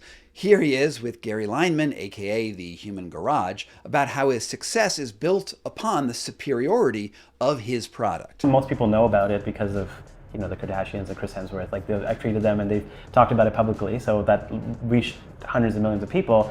But the problem is, the margins on using new cells is much lower because they're expensive. Like for me, they're expensive to just purchase from the manufacturer. Right. So these are what are called Dezawa Muse cells, which is from the Japanese scientists who discovered them and the company that owns the patent. Right, that name, it is really important. Mari Dezawa's Muse stem cells are the current Cadillac of the stem cell industry. Now, I did an interview last week with Matt Kaberlein, a longevity scientist, talking about how they might be the breakthrough that everyone has been looking for. Muse stands for multilineage differentiating stress enduring mesenchymal stem cells. So that's where the Muse comes from. It's a breakthrough from a biological perspective because this was kind of the first indication that mesenchymal stem cells are actually a whole bunch of different types of stem cells. And you could get these very specific Muse stem cells from this mixed population, and they have interesting properties. I pressed Kaberlein here on whether those properties really matched the marketing hype. So to answer your question, promising, but very, very early. And again, my intuition is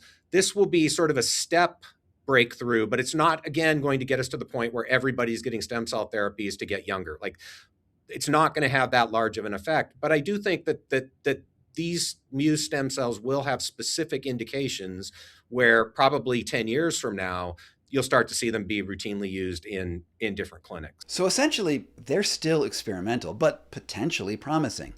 Even so, as Khan notes, there is a limitation to using them. We work directly with that scientist to get these cells, but they are pricey. And so your margins aren't going to be as high as using the old stem cells, where way cheaper. So people, unfortunately, for them, they're just like, we're making good money, we don't care, you know? Which is to say that a doctor could save money if they didn't want to pay the full freight of $5,000 per officially certified vial of Dezawa stem cells. And then a lot of consumers just don't know. They're just going in, they're thinking they're getting stem cells, they're going to make their body younger because the doctor's telling them that, but it's all, unfortunately, it's all a lie. That's right, Adil Khan, who, if you think about it, whose name sounds a lot like Ideal Khan, said it. Unfortunately, it's all a lie. Khan is indicating that he is in fact aware of the enormous black market for counterfeit stem cells. After all, if the open market is generally unregulated, and if you don't actually need any special certifications to call yourself a stem cell specialist, and the customers don't really know the difference anyway,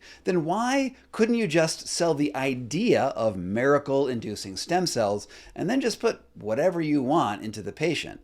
Most people, they would never know.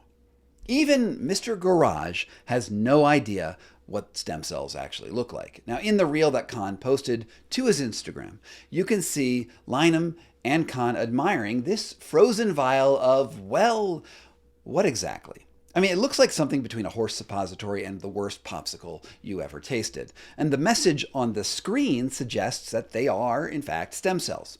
And later in the video, Khan talks about how important official Dezawa cells are. Lyman is shown then, right afterwards, getting a decidedly brownish IV. Now, I think any reasonable observer would assume that the brown popsicle is somehow related to the treatment they are both promoting. So I reached out to Mari Dezawa's company in Japan to see if these look like something that her lab would produce. Her chief medical officer, Dominic Duscher, wrote back almost immediately. It was in an email, but here is an appropriately Germanic-sounding voiceover. This is certainly not a licensed MCI product. Our Dezawa Muse cell products are sold by the labs in 2R/3R vials and all have clear labeling/counterfeit protection. MCI DMC have never been sold or stored in tubes comparable to what the nurse is holding, so we can guarantee that this is not from MCI-related manufacturing pipeline. Which means that if Khan told Lynham that these were Dezawa cells, then they were counterfeits. The unmarked frozen package could be almost literally anything. I tried to find out from one source I spoke with who works in the regenerative medicine field, and he says that maybe it was frozen umbilical cord blood, the upstream raw material that Muse stem cells ultimately come from. One person who should know for sure, though, would be Gary Lynham himself. After all, he was the one getting the treatment. And I wrote to Lynham and someone named Barb Wengeruk, I'm probably mispronouncing that, wrote back. We invite you to reach out to the company with your questions and inquire about the liquid contained in the vial, which is a really just crazy response. You would think that Lynham would have at least some idea about what he was getting injected with and posting on these reels. I mean, but then again, maybe he just didn't care. His channel is predictably a bastion of health misinformation and conspiracy theories that seems to go hand in hand with his own criminal record for drug trafficking. Now, I should probably do a video specifically on him at some point because he is a whole thing. Let me know down in the comments. Anyway, of course, I did reach out to Khan's clinic several times, and I will go over their responses at the end of this video. First, though, I want to note that since I dropped my first video, I got several messages from Khan's patients who were skeptical of the provenance of his injections. One doctor, and we're just going to call him Dr. Eric, took his father to the Khan's clinic in Dubai. This was the email that he wrote me. During the consult, Dr. Khan assured me that they use Muse cells that were manufactured under the process developed by Professor Dezawa and licensed by her company. When I got my father there for treatment, we asked to see the certificate of analysis, and after asking a few times, he produced a document that certainly did not look like an authentic C of A. The vial containing Muse cells also had no stickers verifying it was authentic Muse cells. Between that and some rumors we heard around Khan's lack of follow-up care, it made us abandon the treatment. I have to give this guy credit where it's due. Most people would not have the nerve to turn away from a treatment that they flew across the world to get at the last second like Dr. Eric did. Heck, most people would not even know that they could check for a certificate of authenticity. If the counterfeit hypothesis holds, then Khan might buy some official Dezawa Muse cells through official channels, but also keep a supply of cheaper alternatives on hand in case he runs out of the good stuff. Which brings us to the broader black market for stem cells. And this part really blew my mind because there are a lot of shady actors in this business. In August 2024, John, and I'm going to mess his name up, Koloshoren, pled guilty to charges of manufacturing and distributing so-called stem cell products under the brand name Regen, which led to 11 patients being hospitalized for E. coli in Florida, Texas, and Arizona. Now, according to the press release by the DOJ, this defendant recklessly put people's lives in danger, giving false hope to patients with serious illness. But just as that operation wound down, other stem cell charlatans popped up. For example, the FDA wrote a letter to Beeben Russell, who operates a stem cell supply company called Platinum Biologics, which, among other things, this letter stated that this letter is to advise you that your products are unapproved new drugs in violation of Section 505A of the Federal Food, Drug, and Cosmetic Act. And look, there have been no criminal charges filed in that case so far. But if you look at the Instagram presence of their team, you're going to see Beeben and the other founders posing like they are extras in an Andrew Tate reality show, bragging about their expensive sports cars, flying in private jets, while also posting how much they care about quality control. Now, hilariously, in those videos, they also complain about how much they had to spend on new testing equipment after the FDA started looking into them. In this industry, most biologics companies hide behind the curtain. They hide behind reports, they hide behind language, they hide behind trust they haven't earned. And doctors are left like Dorothy, told to follow the yellow brick road to outcomes without ever knowing who's actually pulling these levers. That's not transparency, that's theater. So we made a different choice. We invested in in-house testing equipment. It was expensive, it was uncomfortable, but it was necessary. That's a lot of transparency marketing speak.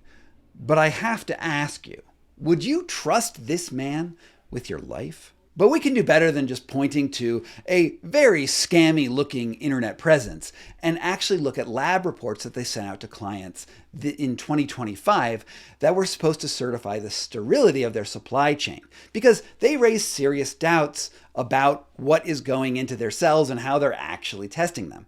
This, for instance, is an example of a stem cell sterility report sent out in 2025. But the test clearly shows that they were performed in 2020. To state the obvious here, stem cells are not meant to stay on ice for 5 years, and it's entirely more likely that they're using this certificate for a newer batch that they're just sending out to clients. It is noteworthy that the, quote, ordering professional section clearly looks like a bad Photoshop cut and paste job.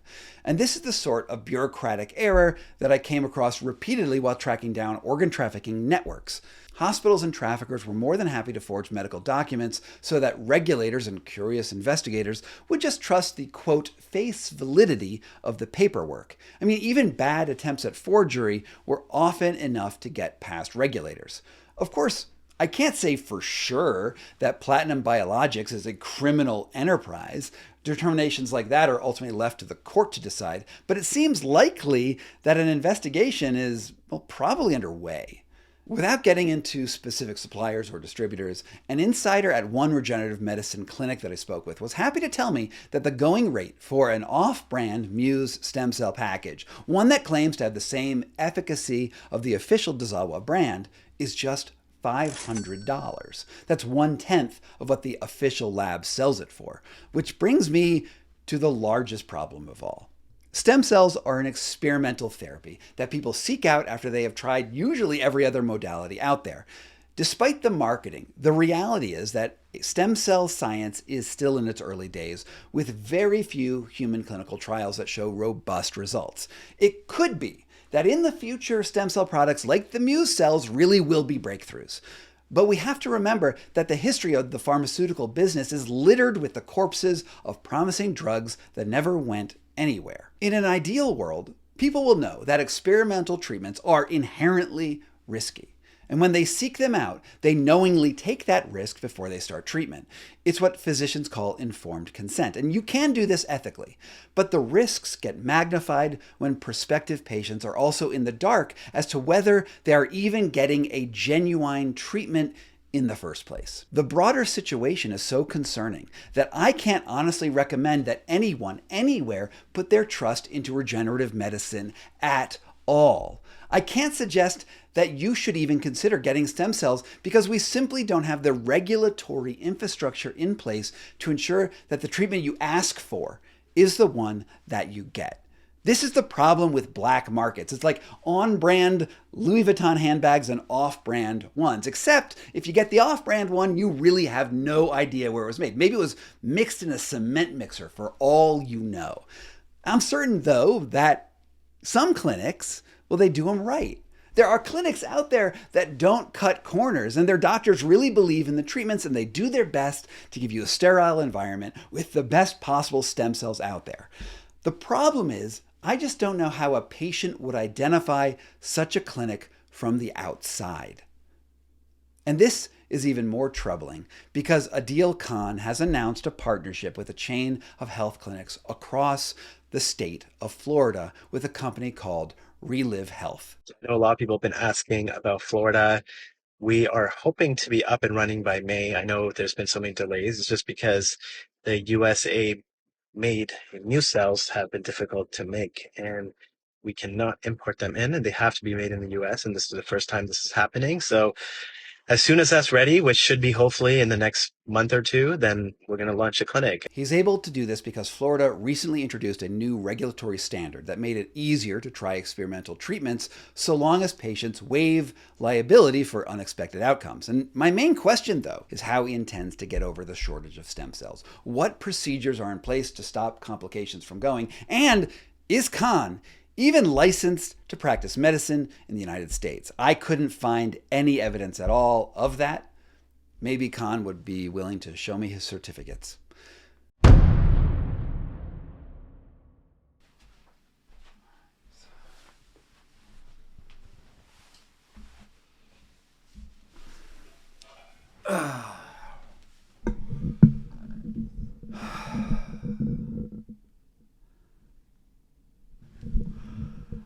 All right, it's been 3 months of hard reporting, and I just want to recap over a couple things because there's several things that I haven't told you yet, and the reason for that is in the course of talking to probably about 20 different people, about 10 of my sources were off the record or on background, which means that I can't tell you exactly who they were. Sometimes I can't even mention that the interview even existed.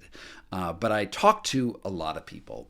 And in my main official reporting, you can verify every source against the public record. I've usually included links to where things came from. I've shown you emails, or I've showed blurred out faces of people who agreed to go on that way. The information I'm going to tell you here, you just sort of got to trust me that I had these conversations with real people. But I feel like it's really important to tell you why I came to some conclusions, because not everything necessarily is going to be apparent to you when watching the video, and why I feel so strongly about, for instance, Mark Hyman getting sick. I had that confirmed by 5 different people before I made my case on how, his podcasts didn't quite line up with what the record actually was. Now, the other thing is like within Adeel Khan's business, one thing that came up in 2 different interviews from 2 different sources was the name of the bacteria that infected Mark Hyman's body. Now, you would think that with a septic infection, you would get something like an E. coli bacteria or a streptococcus, which lives, on the skin, sort of out there in general. But in fact, it wasn't that. It was this gram-negative bacteria that it was called Ralston, I believe. I'll put how it's spelled down below. And this bacteria is really interesting because it's endemic basically only to Mexico, which means that the contamination which entered in to Mark Hyman's spine eventually came through either like contaminated tap water or perhaps upstream from the development of these Muse or otherwise stem cells that were created in maybe counterfeit labs around Mexico. We don't know for sure, but the interesting thing is that this is a very weird bacteria, and 2 different sources confirmed that for me. Now, another story told to me about the contamination was that a nurse, and I was told that it was actually Kimball Musk's registered nurse who was actually sort of moonlighting at Eterna Health in Mexico, saw a Mexican nurse or doctor tampering directly with the batches of stem cells that were in sort of cryo-freeze, siphoning them off, probably to maybe sell them elsewhere on the black market or do something with them. And when one of my sources said that they confronted Adeel Khan about that, he said, "Oh yeah, well I know about it, I'll take care of it." And this was crazy. Rather than replacing the batch that had been opened and sort of like monkeyed with by some random person, the Adeel Khan actually just used it on other people, other patients the next day, possibly introducing more contamination. And this was one of the reasons why one of my sources left the employment at Eterna Health and started their own thing. And then multiple sources from different people in the industry said they suspected that Adeel Khan was breeding Muse stem cells on his own in his own facilities. And one of the things they said is that when you start breeding cells, specifically Muse stem cells, you only get a certain number of generations before they lose their potency and they become more susceptible to tampering. Obviously, if you're pulling cells out and putting them back in, there's just more opportunity to introduce problems. And they said that this was happening at his Dubai lab, which actually coheres with that weird vial that we saw that they were purportedly saying were Muse stem cells. And there's one more thing. In 2023 or 2024, one source told me that 10 patients went to Eterna Health for brain problems. They wanted stem cells injected into their brain. And out of the 10 people who went to see Adeel Khan, who had this injection, and he personally injected brain stem cells, out of those 10 of them were hospitalized, and several had debilitating strokes that they will never recover from.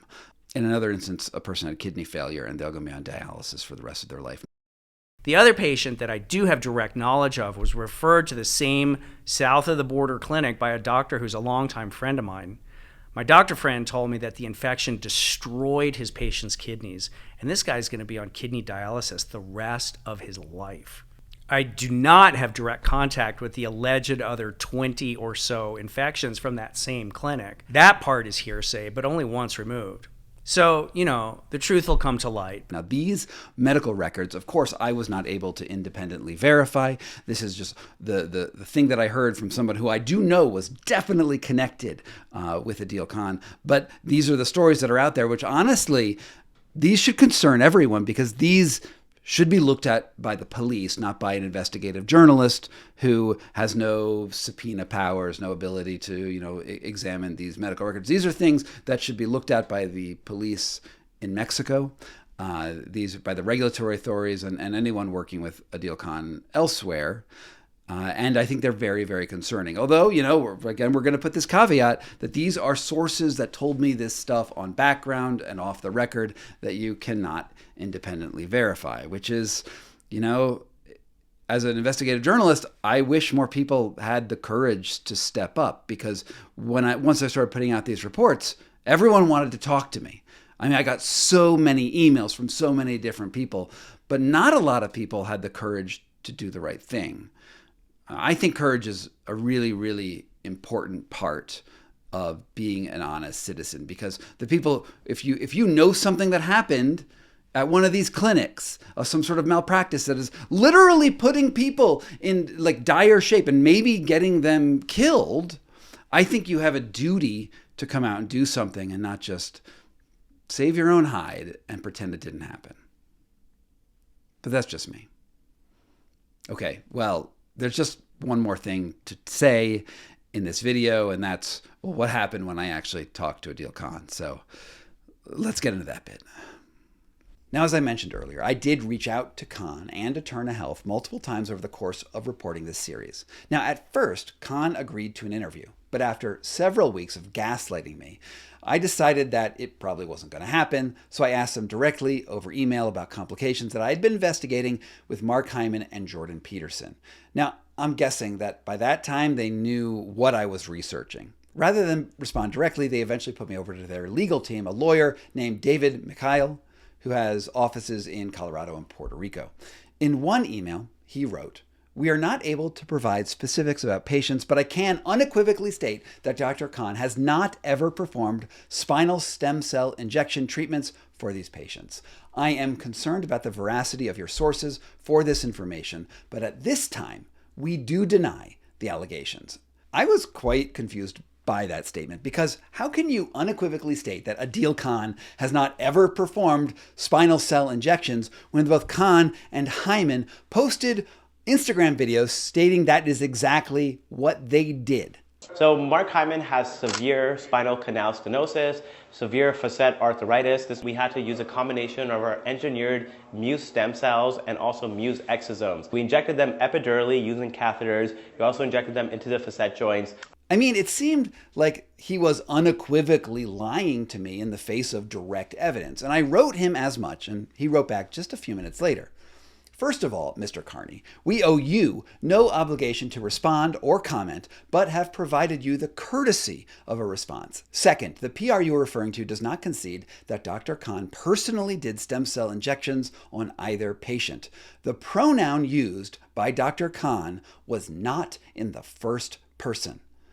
All right, now when a lawyer decides that the best defense against misrepresentations is to start picking apart pronouns and sentence structure, you know that something is amiss. He is likely suggesting that the shot that got Mark Hyman sick was performed at Eterna Health, but not specifically by Khan himself, which seems to me at least immaterial when Khan is the founder and the face and the CEO of Eterna Health, and is ultimately responsible for what happens at his company. This sort of lawyerly obfuscation made me think that it was probably not worth talking to Khan's team again. I don't like being lied to. I don't like being led astray. However, since I am sure that Khan is going to watch this video, I would be glad to extend Adil Khan an invitation to come on my show and chat directly with me about the things that I've brought up in this series. I mean, maybe this was all a misunderstanding. Dr. Khan, I'll be standing by. Until then, that's my report on the dark side of the stem cell clinic to the stars. Okay, so that's the meat of the video series. Thank you so much for getting through it. And at this point, you must be wondering how it all shook out. After the third video in the series dropped, all hell broke loose in the stem cell circles all across the world. I got a few veiled legal threats from Adil Khan's legal team, as well as the legal team from the folks behind Platinum Biologics, but nothing serious ever materialized. This is probably because I've been told by confidential informants that I learned that the video kicked off a whole string of criminal investigations in the United Kingdom, the UAE, and Canada. Dozens of people contacted me about whether their own personal experiences with Khan, giving them various sorts of bad treatments, could be grounds for their own personal lawsuits. And several celebrities and people who treated celebrities while working at Khan's clinic confided in me about what happened. So there is a lot happening behind the scenes. Unfortunately, the wheels of justice and legal cases go forward slowly, and actual criminal charges could take months from now or even years to finally come to fruition. Lawsuits have the same barrier to entry. And frankly, I just don't know what will happen, except to say that I'll be covering it when it does. So far, there's nothing that I can announce officially about what justice, if any, will befall Khan. What I can say is that he doesn't seem to have any trouble getting more clients through his Instagram account, which remains as active as ever. So I guess I just need to say that stay tuned to this channel and I will post updates when I know more.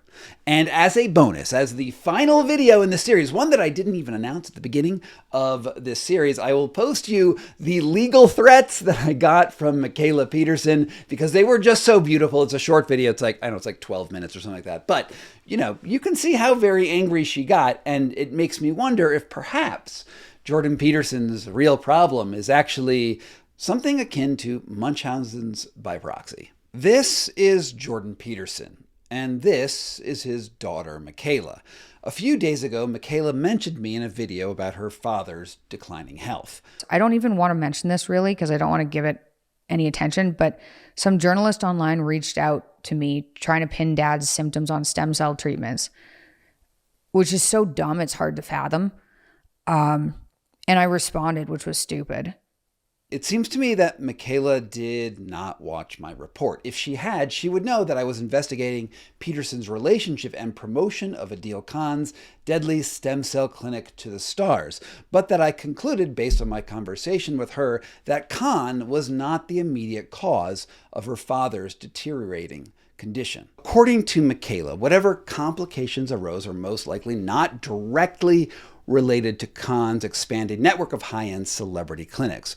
But what stands out here is that the Petersons are still incredibly devoted to the speculative and experimental treatment pathways. Instead, over the course of that series, I provided evidence that Khan was, in fact, getting many celebrities sick, even giving Kim Kardashian fake stem cells. It is a discontinued product. It's not from us. It has never been from MCI. While also hospitalizing Justin Baldoni and Mark Hyman. Because I almost died. Michaela, however, did not seem concerned with that. Instead, she was reacting to my reporting by attempting to slander my reputation, and for that matter, the reputation of everyone in the journalism profession. And I responded, which was stupid. You should just never respond to a journalist. And look, I wasn't going to respond to this, even when people started flooding in my comment sections with requests to enter into the fray, because frankly, it doesn't matter to me how professional grifters try to bypass reality. But then I listened to more of what she had to say, and I realized that the real point of her video was, in fact, to gin up engagement for a repugnant anti-scientific health plan that was almost definitely going to get people sick. In fact, she was using her father's illness to grift her way into profiting off of health misinformation, including 2 new websites and a research foundation that will undoubtedly drive her millions of followers into a conspiracy-laden rabbit hole of supplements and fad diets that ultimately is meant to funnel money into her own pocket. It's a case that sort of reminds me of Munchausen's by proxy with a grifty add-on onto it, where this very misinformation is probably making her father sicker. See if you can catch where her own description of her father's treatment protocols start to go off the rails. Dad had stem cell IVs over the years a couple times to see if they can help with neurological pins and needles and pain and like sensitivities and things. And I had mentioned in one of my videos that last summer in June, he had a stem cell IV from a specialist. This is a specialist I don't know. He was like hooked up with him from one of his friends, a great specialist, but it's not someone I'm connected to. He stayed in a moldy hotel for that treatment, and that brought back symptoms. It wasn't the stem cell IV. He's had hordes of those. And trying to link the stem cell IV in June to sepsis from pneumonia in October is insane. That's right. She's admitting that her father was seeking out stem cell treatments that were recommended to him and her by one of her friends, which she actually told me in an email was Tony Robbins, and that while seeking those stem cell treatments, his symptoms came back. But rather than attribute the worsening of his condition to the medical intervention that he was actually taking, she instead blamed it on mold in his hotel room at the same time. Now, I want to be clear. I don't think that she's lying. I think she really believes what she's saying. And that is even more terrifying than just a simple grift. Because this is a special kind of clinical blindness that I feel is endemic in the wide world of wellness. No matter what information someone like Michaela is presented with, they will myopically double down on their own worldview instead of considering other possible explanations. After stating that her father had taken hordes of stem cell treatments during that time period where he has been getting increasingly sick, and that somehow the carnivore diet was helping him despite his condition deteriorating over time, it's surprising to me that she wouldn't at least consider whether the alternative treatments they have been pursuing for the better part of 2 decades could be contributing to their persistent health problems. Or, as I said in my video about Peterson that, again, she did not watch, Peterson's trip through poorly regulated and mostly unaccountable clinics didn't stop at Kahn's brew of stem cells and peptides and fecal transplants and exosomes, but extended into a network of off-book doctors that originate ultimately from celebrity recommendations, not medical experts. Peterson has seen so many doctors that she has had a hard time keeping track of them all. Her father's ultimate admission to a hospital for pneumonia and sepsis is, at the very least, a testament to the fact that, just like the mainstream interventions that failed him, the experimental ones did too. And this is maybe the real story here. It's one thing to point to one potentially bad actor in a space that is barely regulated. It's another to explore an entire regenerative medical industry that maintains a veneer of medical credibility and shiny glass offices, while it has no accountability outside of whether or not its services create a reliable stream of revenue. For the Petersons, the root cause of their illness is a basket of ill-defined sources that roughly correspond with a distrust of government and medical authorities, like psychological medications. In my opinion, psych med injuries and psych meds as a whole should be considered a national emergency, given 1 in 6 Americans, or possibly more depending on the stat, is on one of these medications, and long-term use appears to cause mitochondrial dysfunction that manifests as a neurological injury. Or vaguely defined relationships between mold and mitochondria. Mold causes mitochondria to hibernate to protect themselves and shut down, which causes this weird array of symptoms. And when those explanations fail, she's also comfortable resorting to supernatural explanations. I do think our family has been attacked spiritually because I cannot understand the level of suffering that I've been through, let alone my dad's been through, and my whole family, without it making more sense through a spiritual lens. So thank God I'm a Christian. Somehow, all of these random seeming causes can be resolved, at least in part, by sticking to her strict all-meat diet that she promotes on countless websites and all across her YouTube channel.